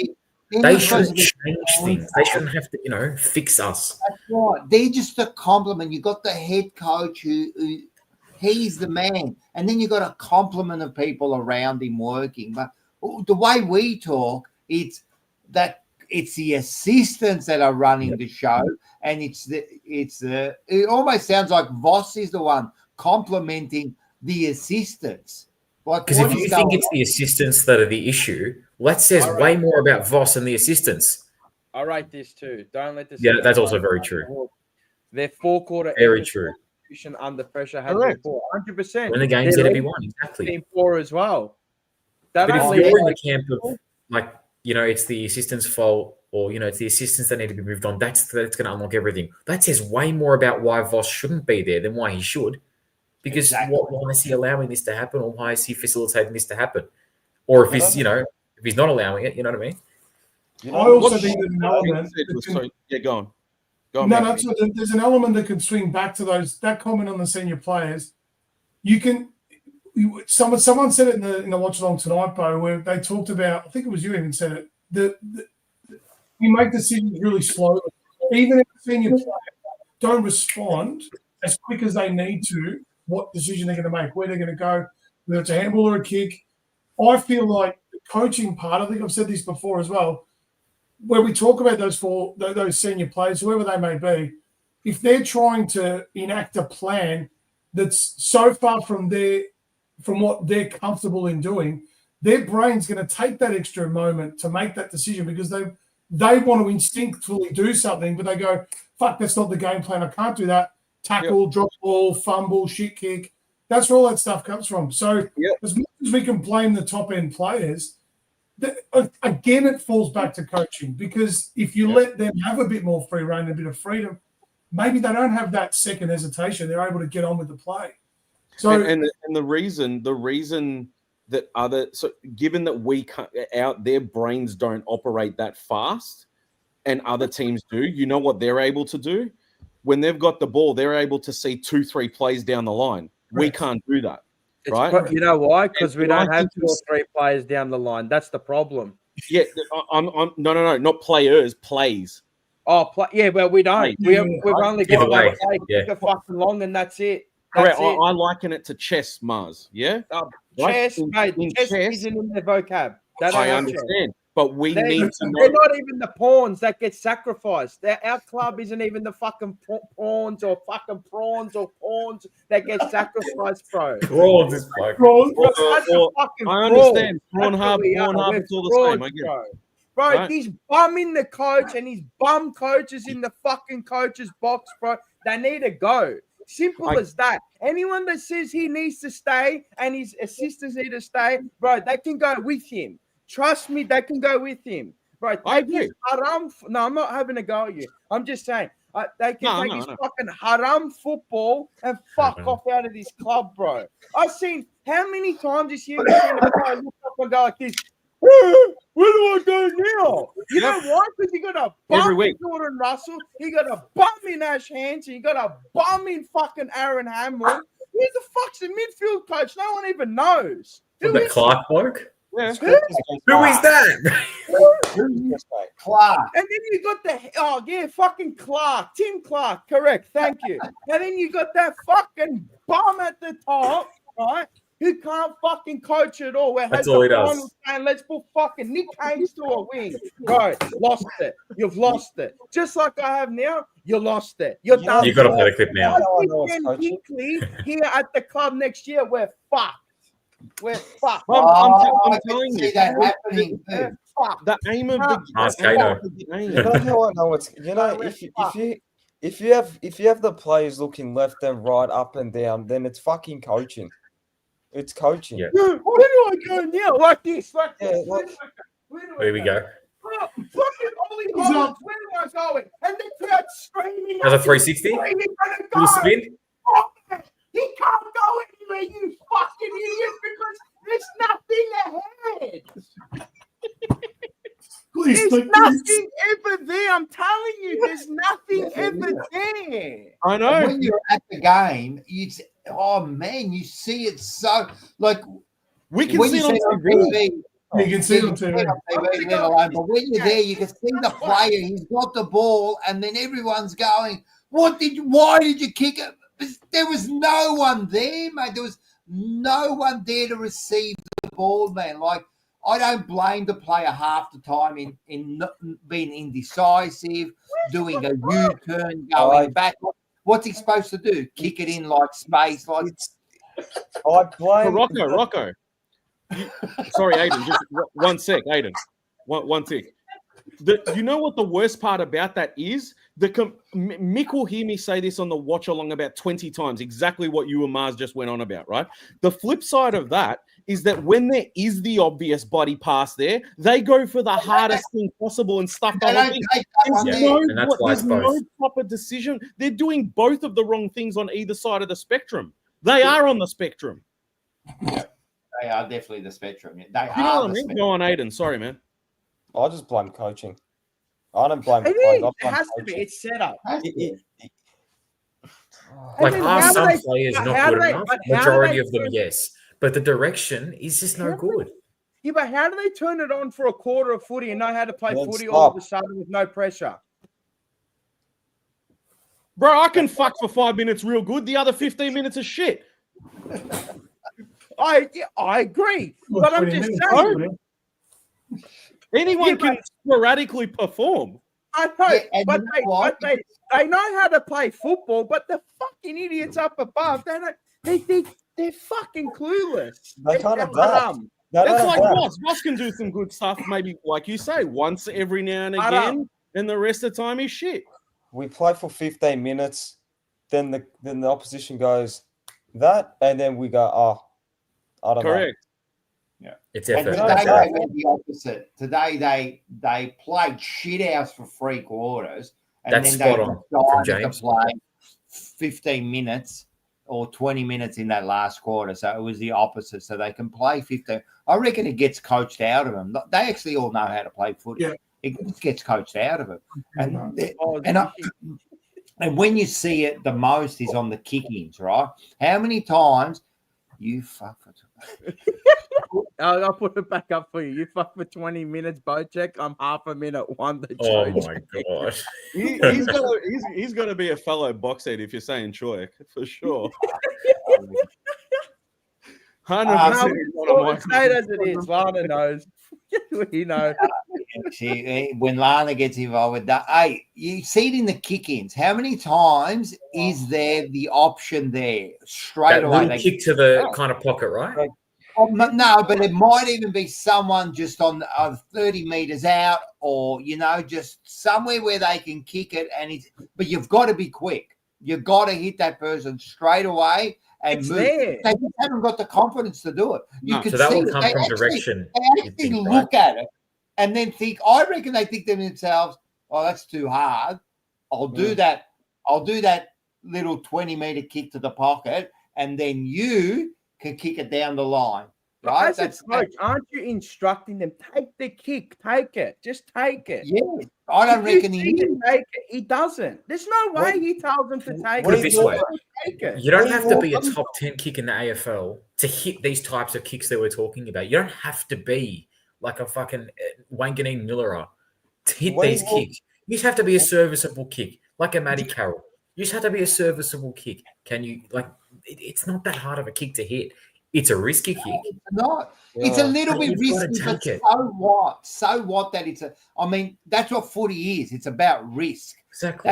That's how you win premierships, right? So yeah, it's a little bit risky, but it's not like it's. Bro, the biggest risk they took today was putting the tipple up.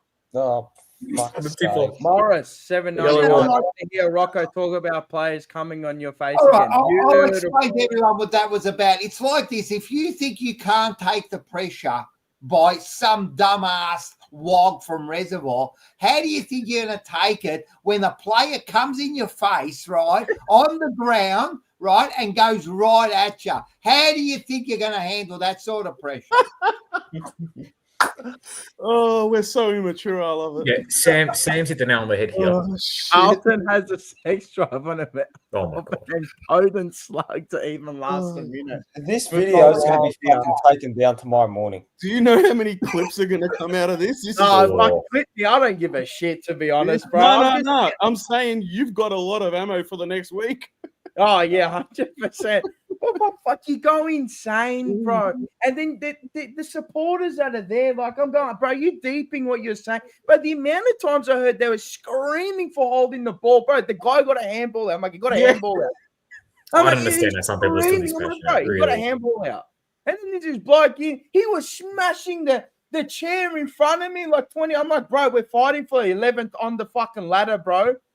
11. Like, we're 48 points down. Like, that's a good year if you finish 11. There's a comment here from Sam. He said these blokes are AFL players. They're good kicks. It's sometimes you can boil it down to it's just that simple. Like, what do you mean an AFL player that can't kick? All of it's coaching. Like, I mean, I don't know. I don't know about 100% of it though.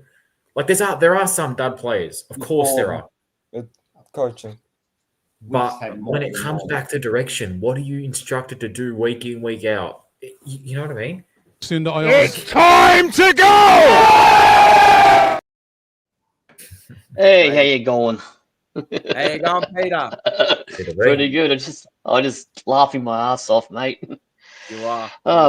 Where do I start with this calamity performance? Here we go. You were there, weren't you? You were there, weren't you? Yes, I sure was. I'm thinking with this decision, something is not quite right at Carlton FC. Just like this band up here, mate. Shit, mate. I mean, he's got something ready. If he did really sign on to it, mate, you just ruined your reputation, mate. You've just ruined your reputation. There you go. Mate, you've got all the deck chairs, and you've got these deck chairs and Titanic. That's what's going to happen when you change your assistants. The deck chairs are changing, mate. Here you go. And finally, thank you. Oh, but the real people that we should look into is He's got everything. where's the meeting? Where's the meeting? I wasn't even there, mate. Mr. Greg Williams, $140,000, mate. This is too funny, mate. This is Fraggle Rock, mate. Fraggle Rock. What'd you make of the game? Fraggle Rock. There's not much to make of it. Not much. I mean, thank you, Rasclar Evans. Fucking Rasclar. Hey, give him a 4-year contract as far as I'm concerned, mate. You might as well. Just give him 4 years and Rasclar. Oh my god. Give it to him, mate. Give it to him. Give it to him. Give him the 4-year contract. Why not? Brad Smith, as a Tiger supporter, I'd rather be in our position than Carlton. It must be so frustrating for you guys, mate. It's not even fucking shit. Mate, you beat us, and it was all over round one. They actually beat us, and it's round one. Mars. He's a Richmond supporter, and mate, when you look back now, and I know we're all bloody generals after the battle, but yeah, that I reckon the demise was when Sayers showed his big cuts up to everyone. I'm telling you, that absolutely destroyed the club. And I know you look back and you go, oh yeah, I'm telling you, that was the start of the downfall. Then Richmond came along, and that was it. Season was over. They should have just packed their bags right there when you look at it now. Yeah, but Brisbane did it, so we can do it. Yeah. Oh my god. I'm going to hate take it. off, but before I do, I've been doing this a while with you guys. My missus has never said hello. Do you mind if she does? Oh, here we go. It's just wants to say hello. Oh Eddie my god. Eddie Mac, the one I'd like. What are you doing? Just give her a little bit of a hey, go. That's a good taste. No worries. See you all next time. It's time to go!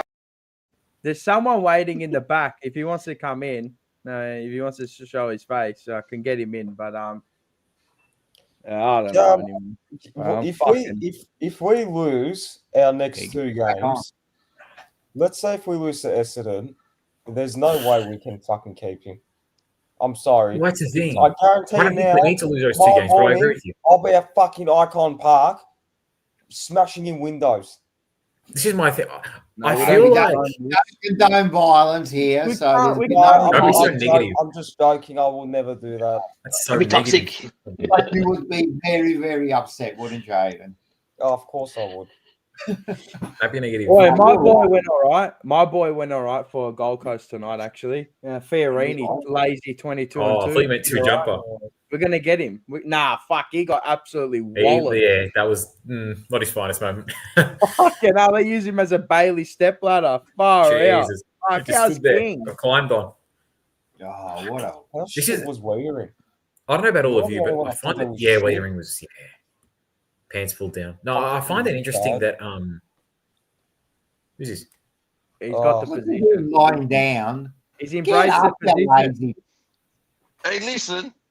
Oh my Get god.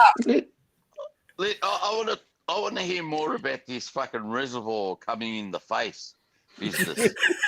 You're a dickhead. Hey, Rocco, I want to know something. You haven't mentioned once tonight the magical night on August 30th, the Jumper Punch live show. Of course. I'm sure Mars is going to do it later. Because I'm sure a lot of people that are going to be going there are going to want to be on their knees with the great Brendan Favola. Well, if Mars lets me, I'll quickly go through it. It's on the 30th of August at Howler. Oh, he just turns it on. 30th of August at Howler. You're going to have the 3 and these are superstars. First of all, you got Scotto, who could be one of our greatest left and right footers. Yeah, you'd have to say that. 200 and something games, absolute champion, top bloke. And then you've got, of course, Brad Pearce, a premiership player, very, very important that year. And then you've got, of course, the big Fivolenko coming down. So there'll be opportunities for signatures and photos. And 8 course, Last week, someone goes, "Oh, it's not an 8-course meal." Yes, we know it's not an 8-course meal. You're not sitting there for 8 courses, you banana. It's an 8-course roaming meal. Roaming. He said, people. Oh, here you go. He said, people will be walking around in platters. Yes, that's what they do. That's what roaming is. So get down, $69. I had a look at a couple of other little events going on. There's a couple of other players. Absolute rip-offs. Just ordinary players, let me say, ordinary players, right? And they're charging you $100. Yeah, that's fucking shit. And that's with a photo. So you got it. It's about $60, and then they want another $40 or $50.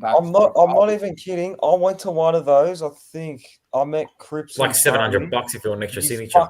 You know how long you have to fucking wait just for them to do this show? And then by the time you wait to take a photo, I'd rather be at the Jumper Punch than there. And plus, the food's fucking terrible. I can tell them. Top food. This is going to be top food. Aiden? Oh, yeah, he's coming. Oh, he's a Make sure he doesn't go to the wrong place, please. He's a sticker. I love him. Everyone we don't want him to go to Lazio Club. Nah. Make sure. Come to Marvel, surprisingly. Get that. And tickets are really, in the last week, are just flying out. So it's going to be a great night. And then remember, roaming youth. It's roaming, mate. It's roaming. It's your bloody mad dogs. Where's that bloke? What a banana that bloke is. Oh, I've got breaking news. I don't know if he wants to break it himself, but I'll break it tonight. Mate, Rocco Moro is coming down across. He's at the Nullarbor from the west to Melbourne with his 2 daughters. So they'll be coming across. Because he got the tickets already. I actually saw that he got the tickets. So Rocco Moro all the way from Perth. So you get to see Fev, Brad Pearce. Who does his after party? Who does his after? Are you going to do a Carlton football? Are you going to do a Carlton football club? Buy one, get one free. Bring your mate. Yeah, if you want. Because that's what they did tonight. Yeah. If PK Chewies wants to donate, might as well. Yeah, we can get PK. We might try to get PK down. We should get Luke Sayers. Fuck. You reckon we could get him? You reckon if you put out the wall, you could say, listen, we just want to know, we just want to have a chat with you. You reckon he'd do it? You reckon he'd have the balls to do it? I reckon he would. Think we know. He would. I'm going to put out the call.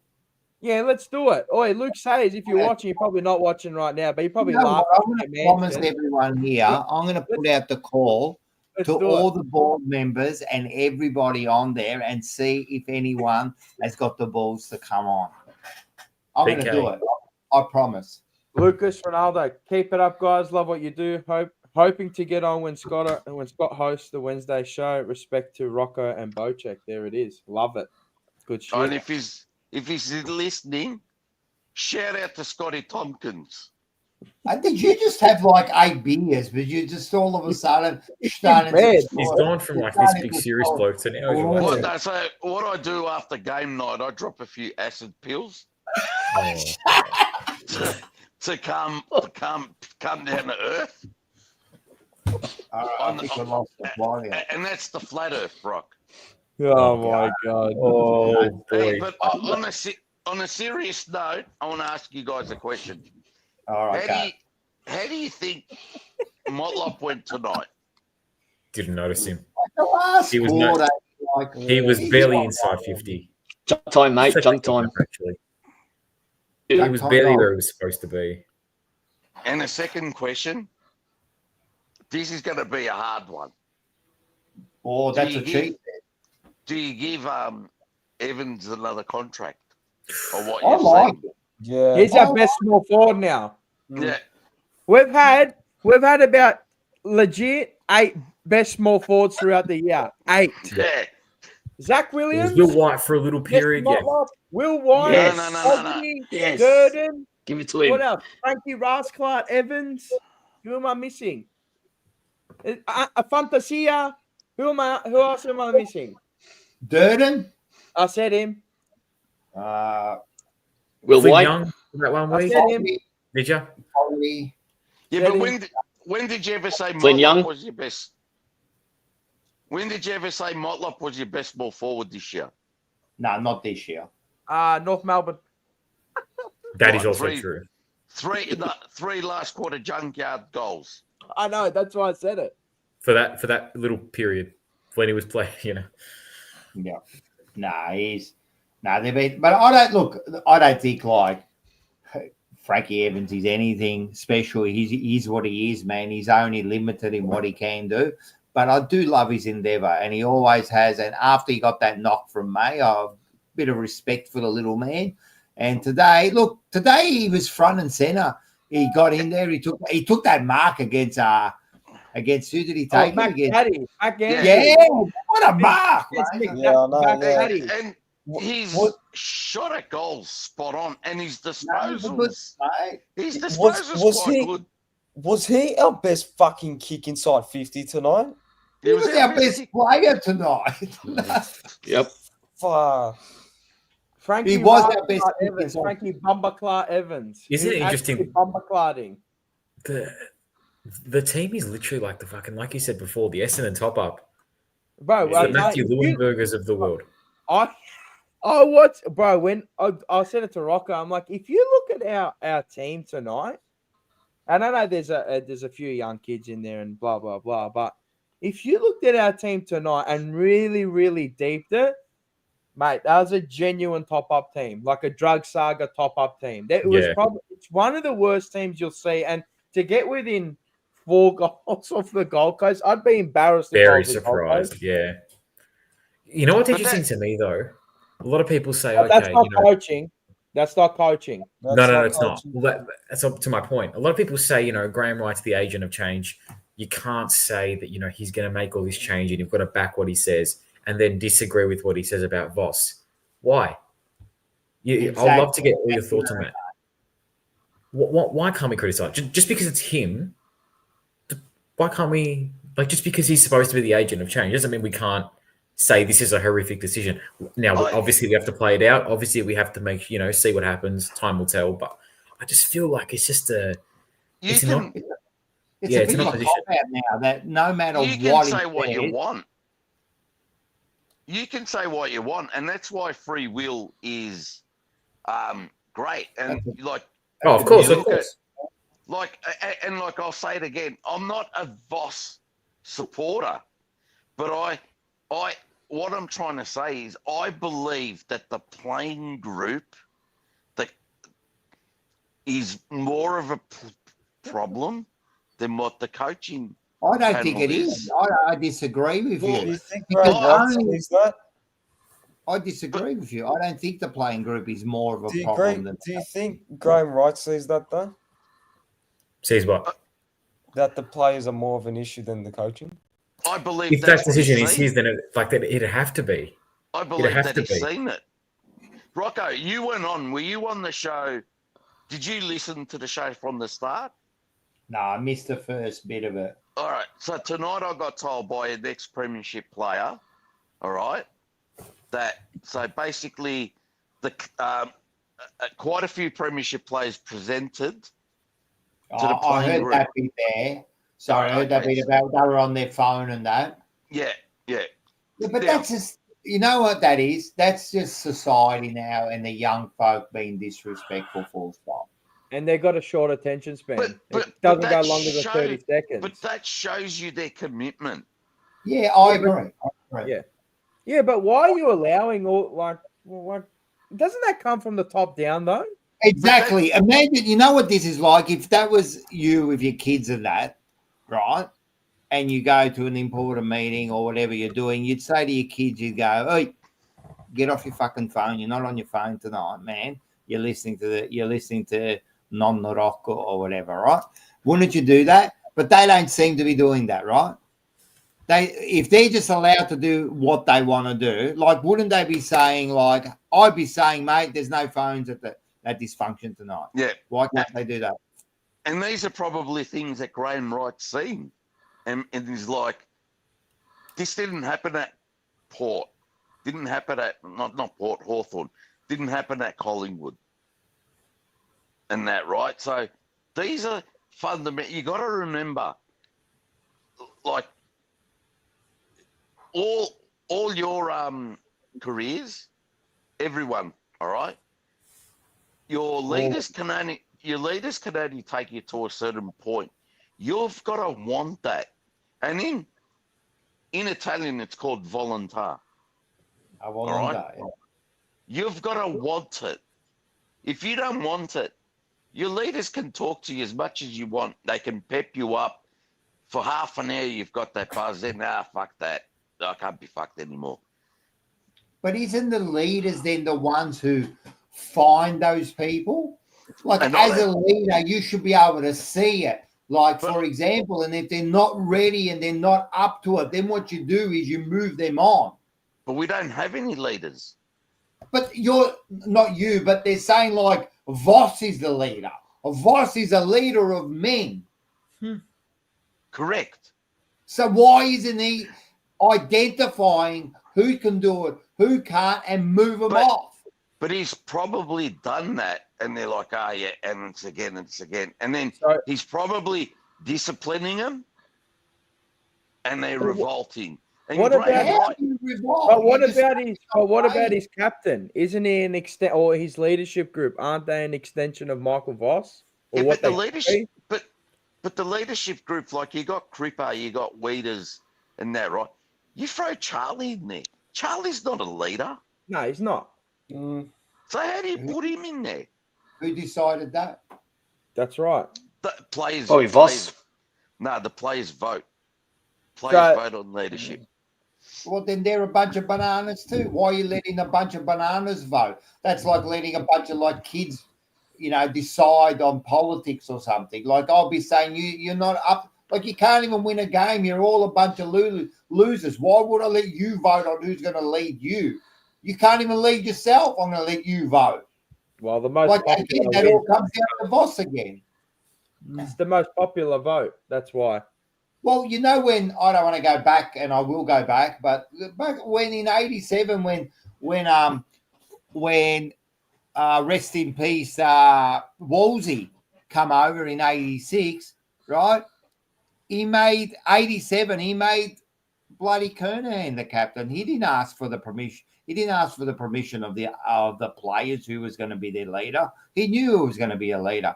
At that time, they had Kenny Hunter, they had Mark McClure, they had the Dominator. They had people that had been there and already won free flags, and they went and got stick second year to be. That's what a leader does. That's what the leader, like a coach, does. How are you, Carl? Yeah, nice, mate. And you know who's the biggest? You're on mute, Moz. You know who's a bigger dead shit? The guy watching six people. That's exactly what I said. You and my subtitles, but thank you. Nick Webb, how are you, brother? What a win, lads. Oh, massive win, cuz. Massive win. I foil Grim Timmy, watching all the way from the US. I played sport, basketball, and the team cohesion came from a winning mentality. I mean, isn't that sports, though? Here's your great win, mate. Got friend zoned. There is your win. Completely friend zoned. That's it. After shouting all the drinks, and you got absolutely sweet. Get your tickets to the live show. That's your friend. You're going to be seeing Andy. If you like Andy, if you want to slate Andy, pay $69 to slate him. There you go.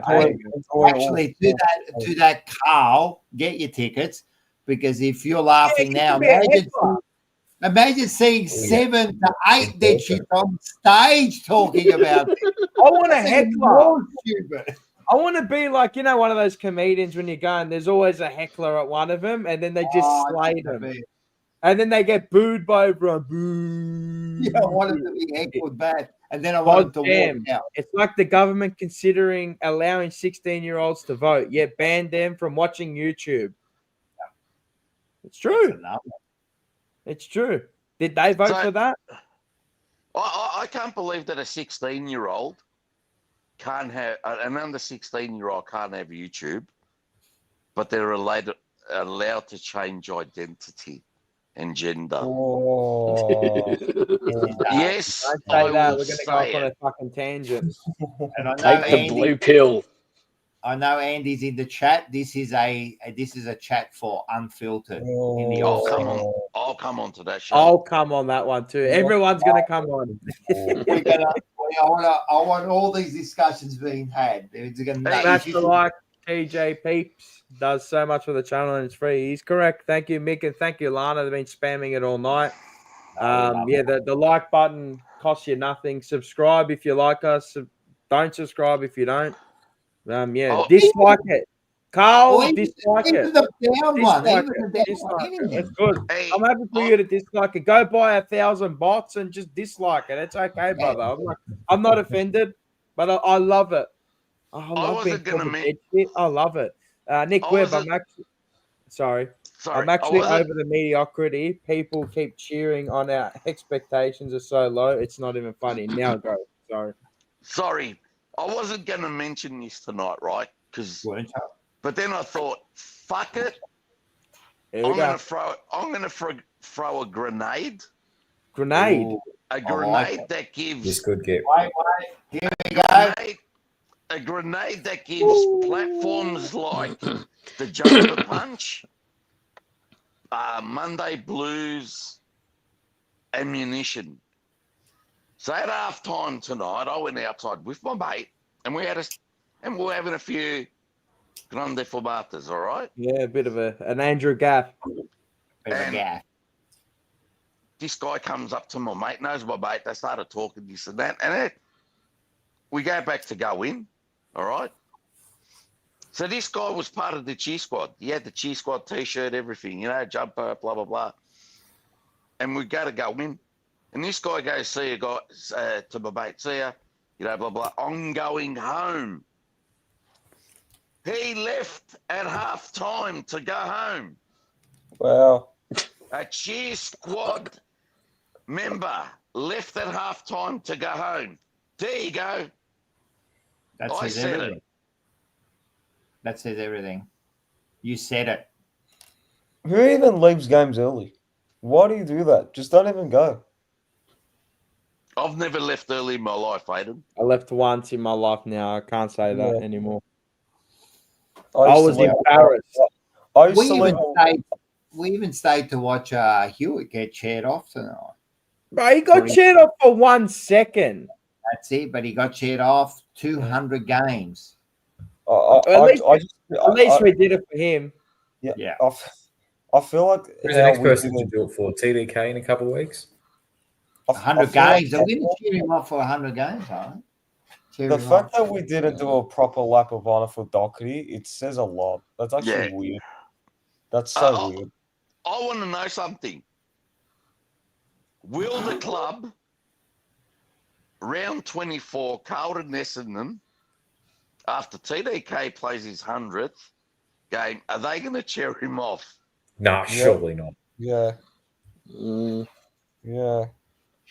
And I'm gonna get one of those little footballs and fucking pelt it at them if they do. And did you know the Carlton Essendon game isn't televised live? No, opted out of it. It's kayo. Yeah. Good. It's only for kayo. So Channel 7, so Thursday night, yeah? Yeah. They'd rather play. It's going to be an embarrassment to the game of football. They'd rather play fucking home and away repeats than that shit. Why not? They should actually play that game now at 1:17 in the morning. It's a nobody cares event. No. I actually heard that Gary Stokes from Channel 7 came out and said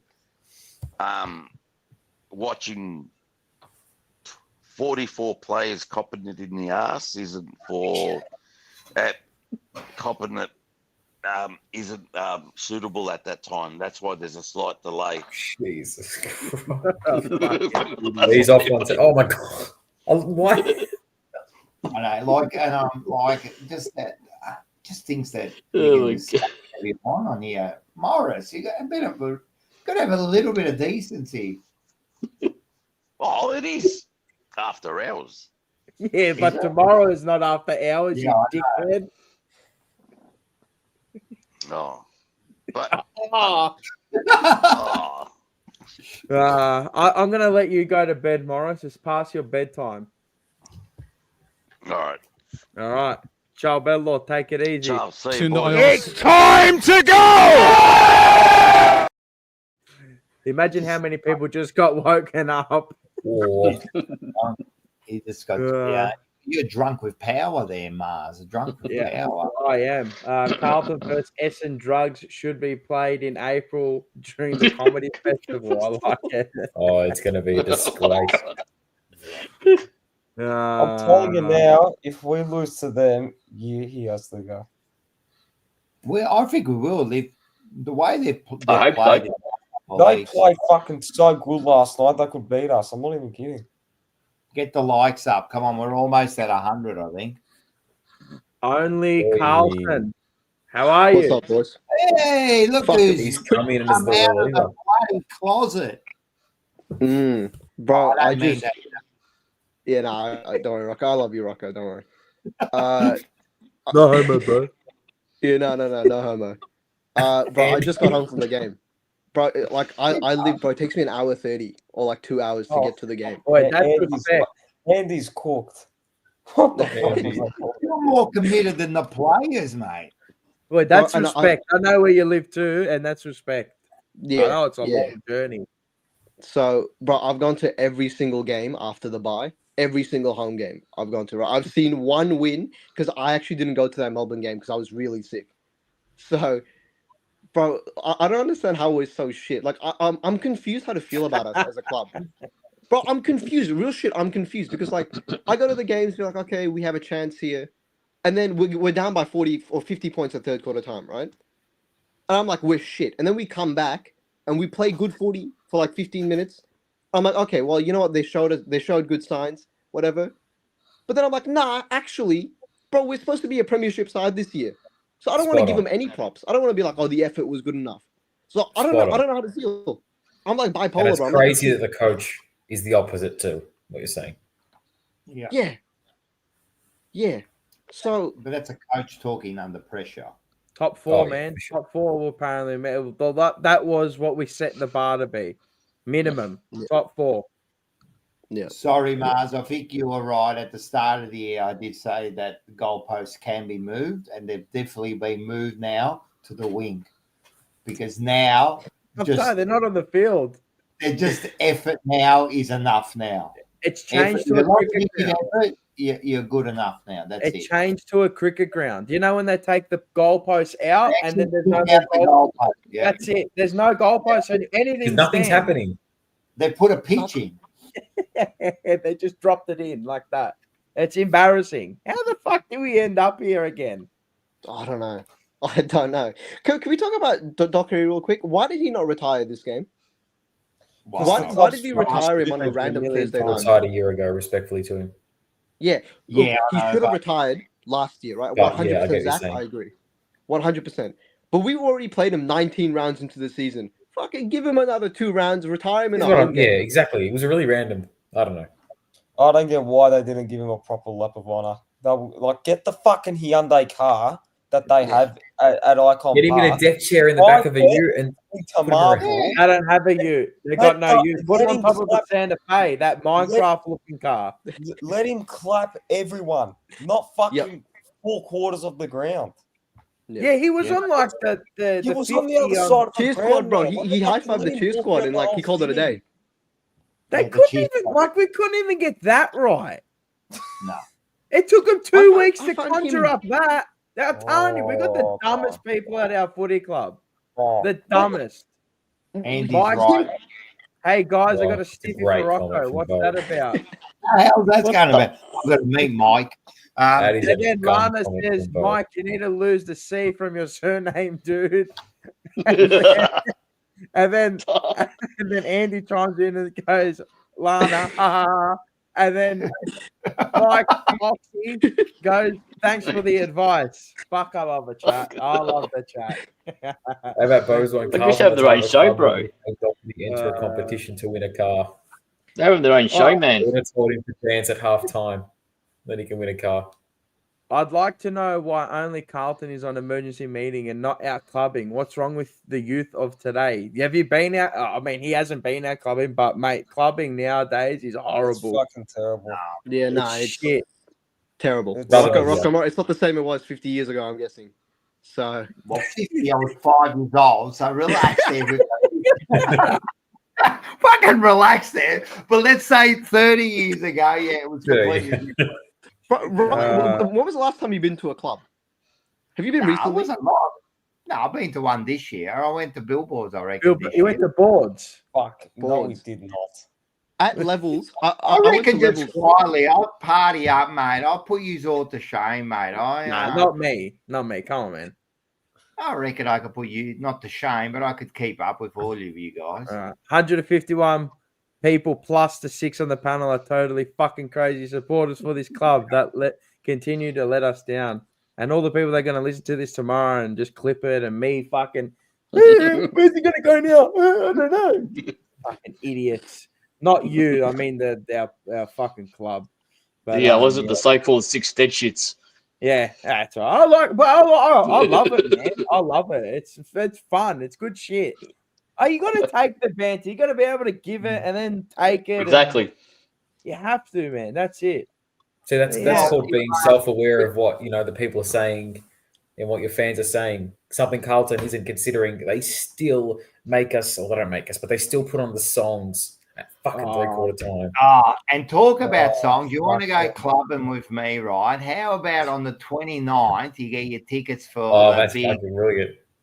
The big what is it? Remix Mania. Remix Mania. Get down. The link will be Zach below. can't come. We'll smuggle you in. What's that? I'm gonna smuggle Zach in. Why Me? can't he go? Actually, you know what? I'll go. Yeah, I'll be 20. I'll head off right now. Are you going? Yeah, I'll be heading off, mate. So, hallelujah. Love you. Hey, you, guys. Peter. Cheers, mate. Cheers. I want to wake up. It's time to go! I just want to wake up, everyone. I'm power hungry. I'll be 20 on Wednesday, and I've seen a fucking semi-final, and that's it. In 20 Why years. can't Zach go? You said Zach can't go. Why? Oh, I thought it was. I thought it was younger than. Nah, he's 20 years old. He's got a baby face, man. I know. He's Yeah, young. I know. Trust me. He's got a baby face. You know, at certain angles, he looks like a young Michael. He looks like a young, like my brother. It's the jacket. He looks like a young Michael. It's funny. Zach, don't listen to him. You're beautiful, bro. Don't listen to him. Oh, thank you. Fuck, we're sick. How do people still here watching this shit? I don't know. But anyway, Arsenal play at 2:00. I mean, if you got anything else to get off your chest, only Carlton, Aiden, go ahead. Because Lewis Young should never play in the back line ever again. Leave him. Do not touch him. Leave. Bro, play him forward. Play him forward. He's my goat, bro. Play him forward. I'll kiss his feet. All right. I don't give a shit. Play him in the back line, bro. He makes Wiedering shit himself. Wiedering looks like I actually think Wiedering will be like, oh, what's this fuckstick doing next to me? You know, Wiedering low-key, he's been bumming out for a few weeks. He's been bumming out for the whole year. The whole year's been off.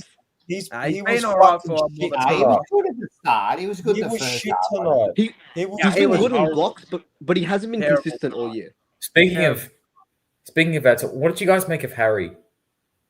Well, actually, all the tours. Harry, Hudson, O'Keefe. What did you? Harry wasn't really the influence that. At least he didn't have fucking 10 tackles. That's true. That was going to say. He kicked me 3 goals tonight. He kicked me every time he went for a contest. I was shitting myself. This guy's like, I think he fucking breaks his neck half the time he collides into someone. He's definitely clumsy. He's very clumsy as a footballer. He's just like, I don't know, man. Like, Dylan put this. He actually gave me a good one, but he doesn't have any footy IQ. No, he hasn't. No, I don't think he has. Run under the ball when going for a mark. Yeah, set shots too. He's not, like our forward line, and we said our team's right. Our forward line, right? You look at Harry. You got Will White. You got Flynn Young. You got I'm missing someone. Ashton Moyer.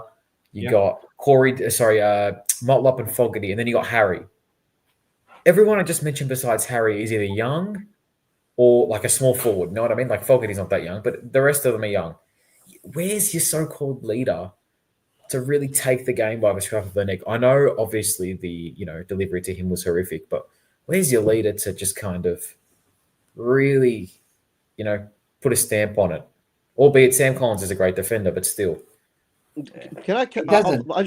want to defend him real quick. Sorry, Rocker. I want to defend. I feel like he competed pretty well.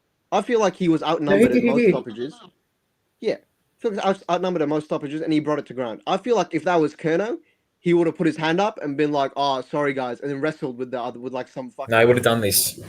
Would have done one arm in and just try and grab it like that, one hand him up. Because he thinks he's a hard cunt. Yeah.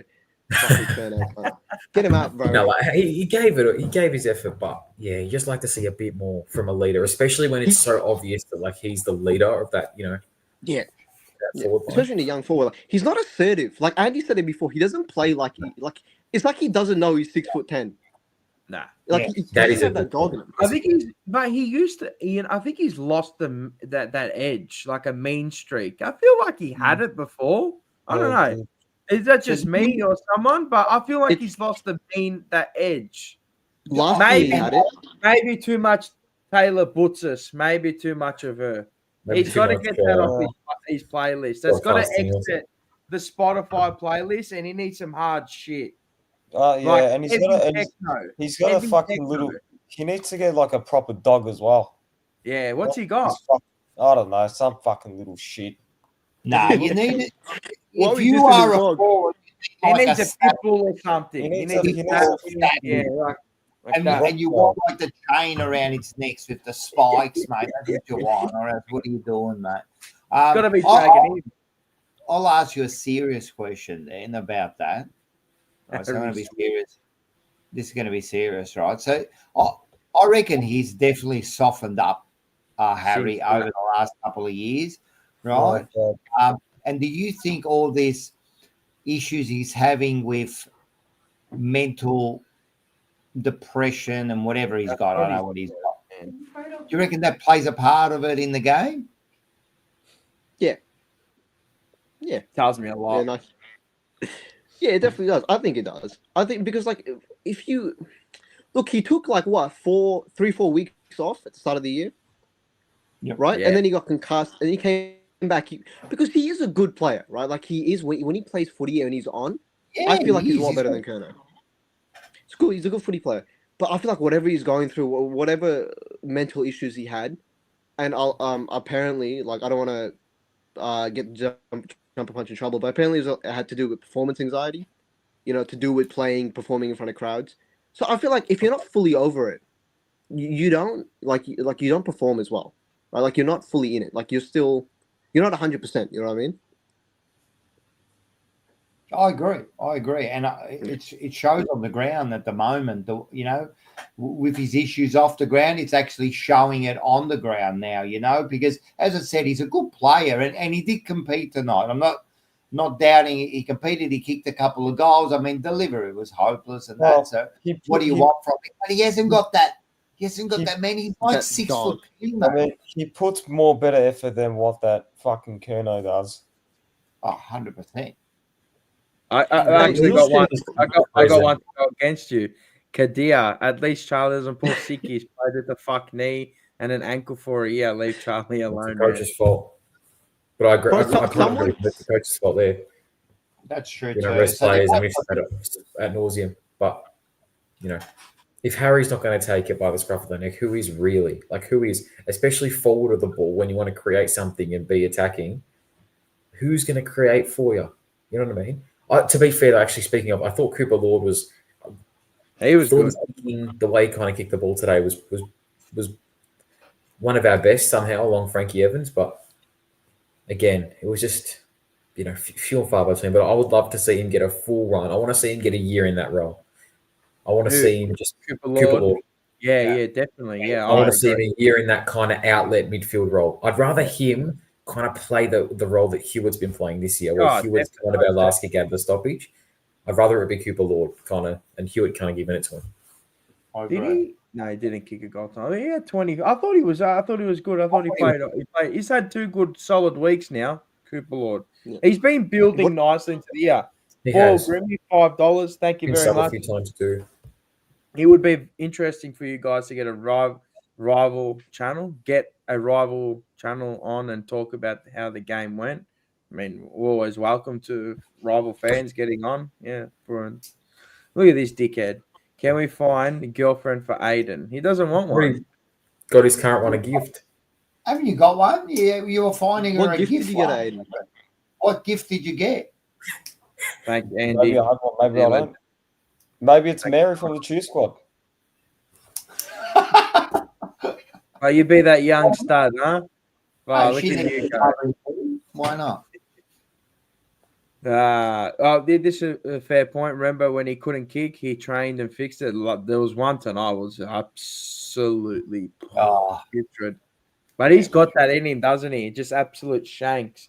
Again, he needs to go in the off season and just kick 300 at goal a day. I'm convinced they need to just go and just kick all day, all day. It's not mental, Rocco. If it was, he wouldn't do his podcast. But Paul Sickies for the club, right? Harry out, track in, mate. I'd love to see Petrarca in. Well, what about that? What about I'm telling you now. To be fair, with his mental problems, he didn't do the podcast when he had issues. No, but I'm telling you now, his comment. Yeah. I think what he said in the off season about being in no rush and how we got fucking hammered. Oh, I for will it, never that ever probably- forgive that unless something changes. that probably tempted him to take time off. Yeah. The chat's gone off, man. They're just gone mental. But that was definitely. And to me, we've said this a million times this year. That comment and some other comments that come out of that club just shows where they're at and what their mentality is. That said everything. That just said everything, about not being, not being in a rush, and that just really, when you look back, you look at that and you go, that's told me everything. Man, I've never heard any other contender of a club say that. Never. I've never heard Hawthorn or Collingwood, any of those sides say that we're in no rush. I've never heard that. It was just weird. Wait up, what's this Anyways, one? boys, I'm out. Also noticed Ollie is a pure winger. He gets exposed in contests, either his disposals or the wrong decisions. Well, go tell old mate in that box that he's a winger because he was drafted as a winger. Now he's playing at halfback. He's Nick gonna Hayes- play, he's gonna play fucking Jagger Smith halfback next year. Watch. Just if he does that, I'm gonna punch. You probably a cat. start him off at halfback, to be honest. All those young kids. There's no spot for him, Mars. The wings are already taken up, man. No, halfback. Where are you going to put Ollie? I mean, the wing's already taken up by Haynes and Right, Nick Akers. Haynes, yeah, and the bloke that'll be playing till 2050 in fucking Acres, yeah. And Acres. 100%. He's definitely lost the plot too, man. That bloke there. He's not even a jobber. He's actually not even a jobber. Like in the WWE, bro, the bloke would have been released mid-year. He'd be on the Indies, mate. Get a game. He'd be on What the does he Indies. actually do? And then you tell me it's not the coach. Come on. Rocco Grasso. Ciao. And I saw you in the chat. Another Tripper Western also Road. said there will be times when we lose a couple in a row, and there'll be times when we win 5 in a row. Fuck. I think he meant 5 games all year. Correct. No, you know what? With him, Come on.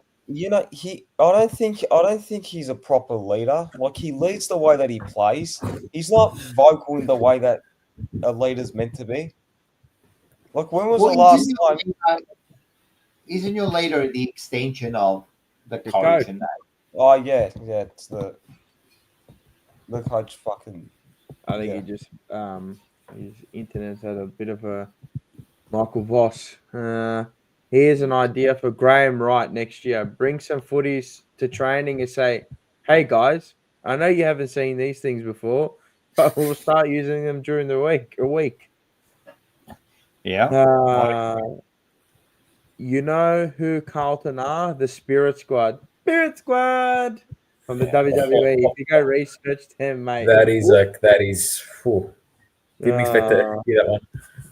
What is he saying? Rockamoro. Cripper sticking it to Richmond prior to round 1. How did they go for you, Cripper? Oh, just fucking. Yeah, how did that go? Oh, mate, when that player did the bloody backflip, who was it for the Richmond? Seth Campbell, fucking Fortnite emoting on us. That was it. They're dumb, man. When you're getting like Luckily, I left before he did that. Otherwise, I would have jumped on the ground. I would have fucking punched him in the mouth. Got the fine. The bloke actually Fortnite emoted us. Embarrassing, man. No, the perspective now, looking back on it, incredible. Are you? It's embarrassing. It's the worst loss I've ever seen. I don't care what anyone says. The worst loss. They weren't meant to win a game for And if it's not the worst, it's the second worst, and the worst was the game literally before that. Yeah, 100%. But they weren't meant to win a game for the year. No. That's what that was. Saying how many is Harry going to kick? It was just one game. Ben Miller took him to the cleaners. It's one game. That's what they said. It's one game. No, they said that was the, what do you call it? The anomaly. That was the outlier. In reality, Geelong was the outlier this season for us. 0-4. Yeah, 0-4. Geelong was the outlier. Because we play so chaotic that sometimes you'll find a little outlier and that's it. But it's all right though, because Brisbane and Hawthorn went 2000 and made finals and won a flag. Yeah, fuckheads. And it's all right because Dimmer Hardwick in 2016. Yeah, fucking these fucking. It's like the second time I mentioned that. You know who absolutely bullied us tonight too? It was bouncing off him like a fucking pinball machine. Matt Rowell. Yeah, it's bouncing off everyone. It's like you know when the ball gets stuck at the top and it goes like that. Maybe it's like that in the contest. I'm like, bro, can somebody fucking tackle this bloke? No, he's just a bulldog, man. Yeah, he really is. He's a unit. He's really come on this year from his injuries. Like he's really been injury riddled. Well, he was again attacking. For 2 years, so I'd definitely be getting him. Matt Rowell looks like a bug. It's like he's a good bug if that far out. But all the people that are still watching, mate, legends. I'm gonna call it quits for everyone. I agree, man, because it's coming up to 2 and 2.5 hours. Arsenal, another bottle job play in 20 minutes. So I'll go downstairs, watch that. Raul is a gun, definitely. A fucking bug.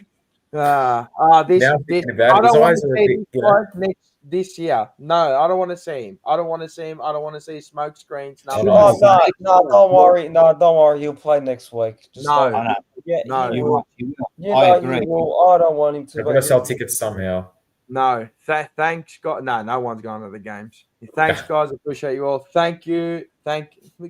Impotent slugs for Carlton. Love you guys. Love you, lads. Great job. Thank you. We love you too, Lana. Love everybody that's got through this. So if you haven't already heard, I'm sure you already heard, but if you haven't seen or heard, TJP Live 4, 30th of August.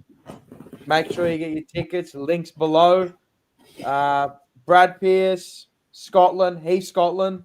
And the one and only, the Fevolution, the Fevolinko, the Loosh, Brendan Favola will be there down at Howler. And also catch the Monday Blues there as well. Andy, I'm sure they'll all be there. Yeah, Andy from Pasco Vale is going to be there. So make sure you Bottle. Yeah. He'll be there. And the Moose. Morris will be there. The Moose, not the Moose.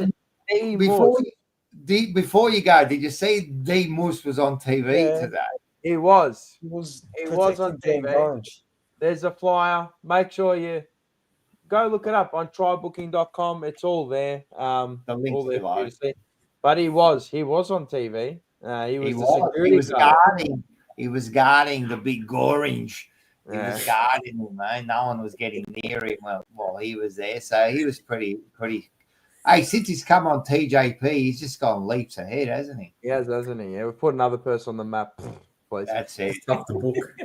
Tough to get a hold of. So thank you. Great therapy session. Thank you. Thanks, Mick, for coming on.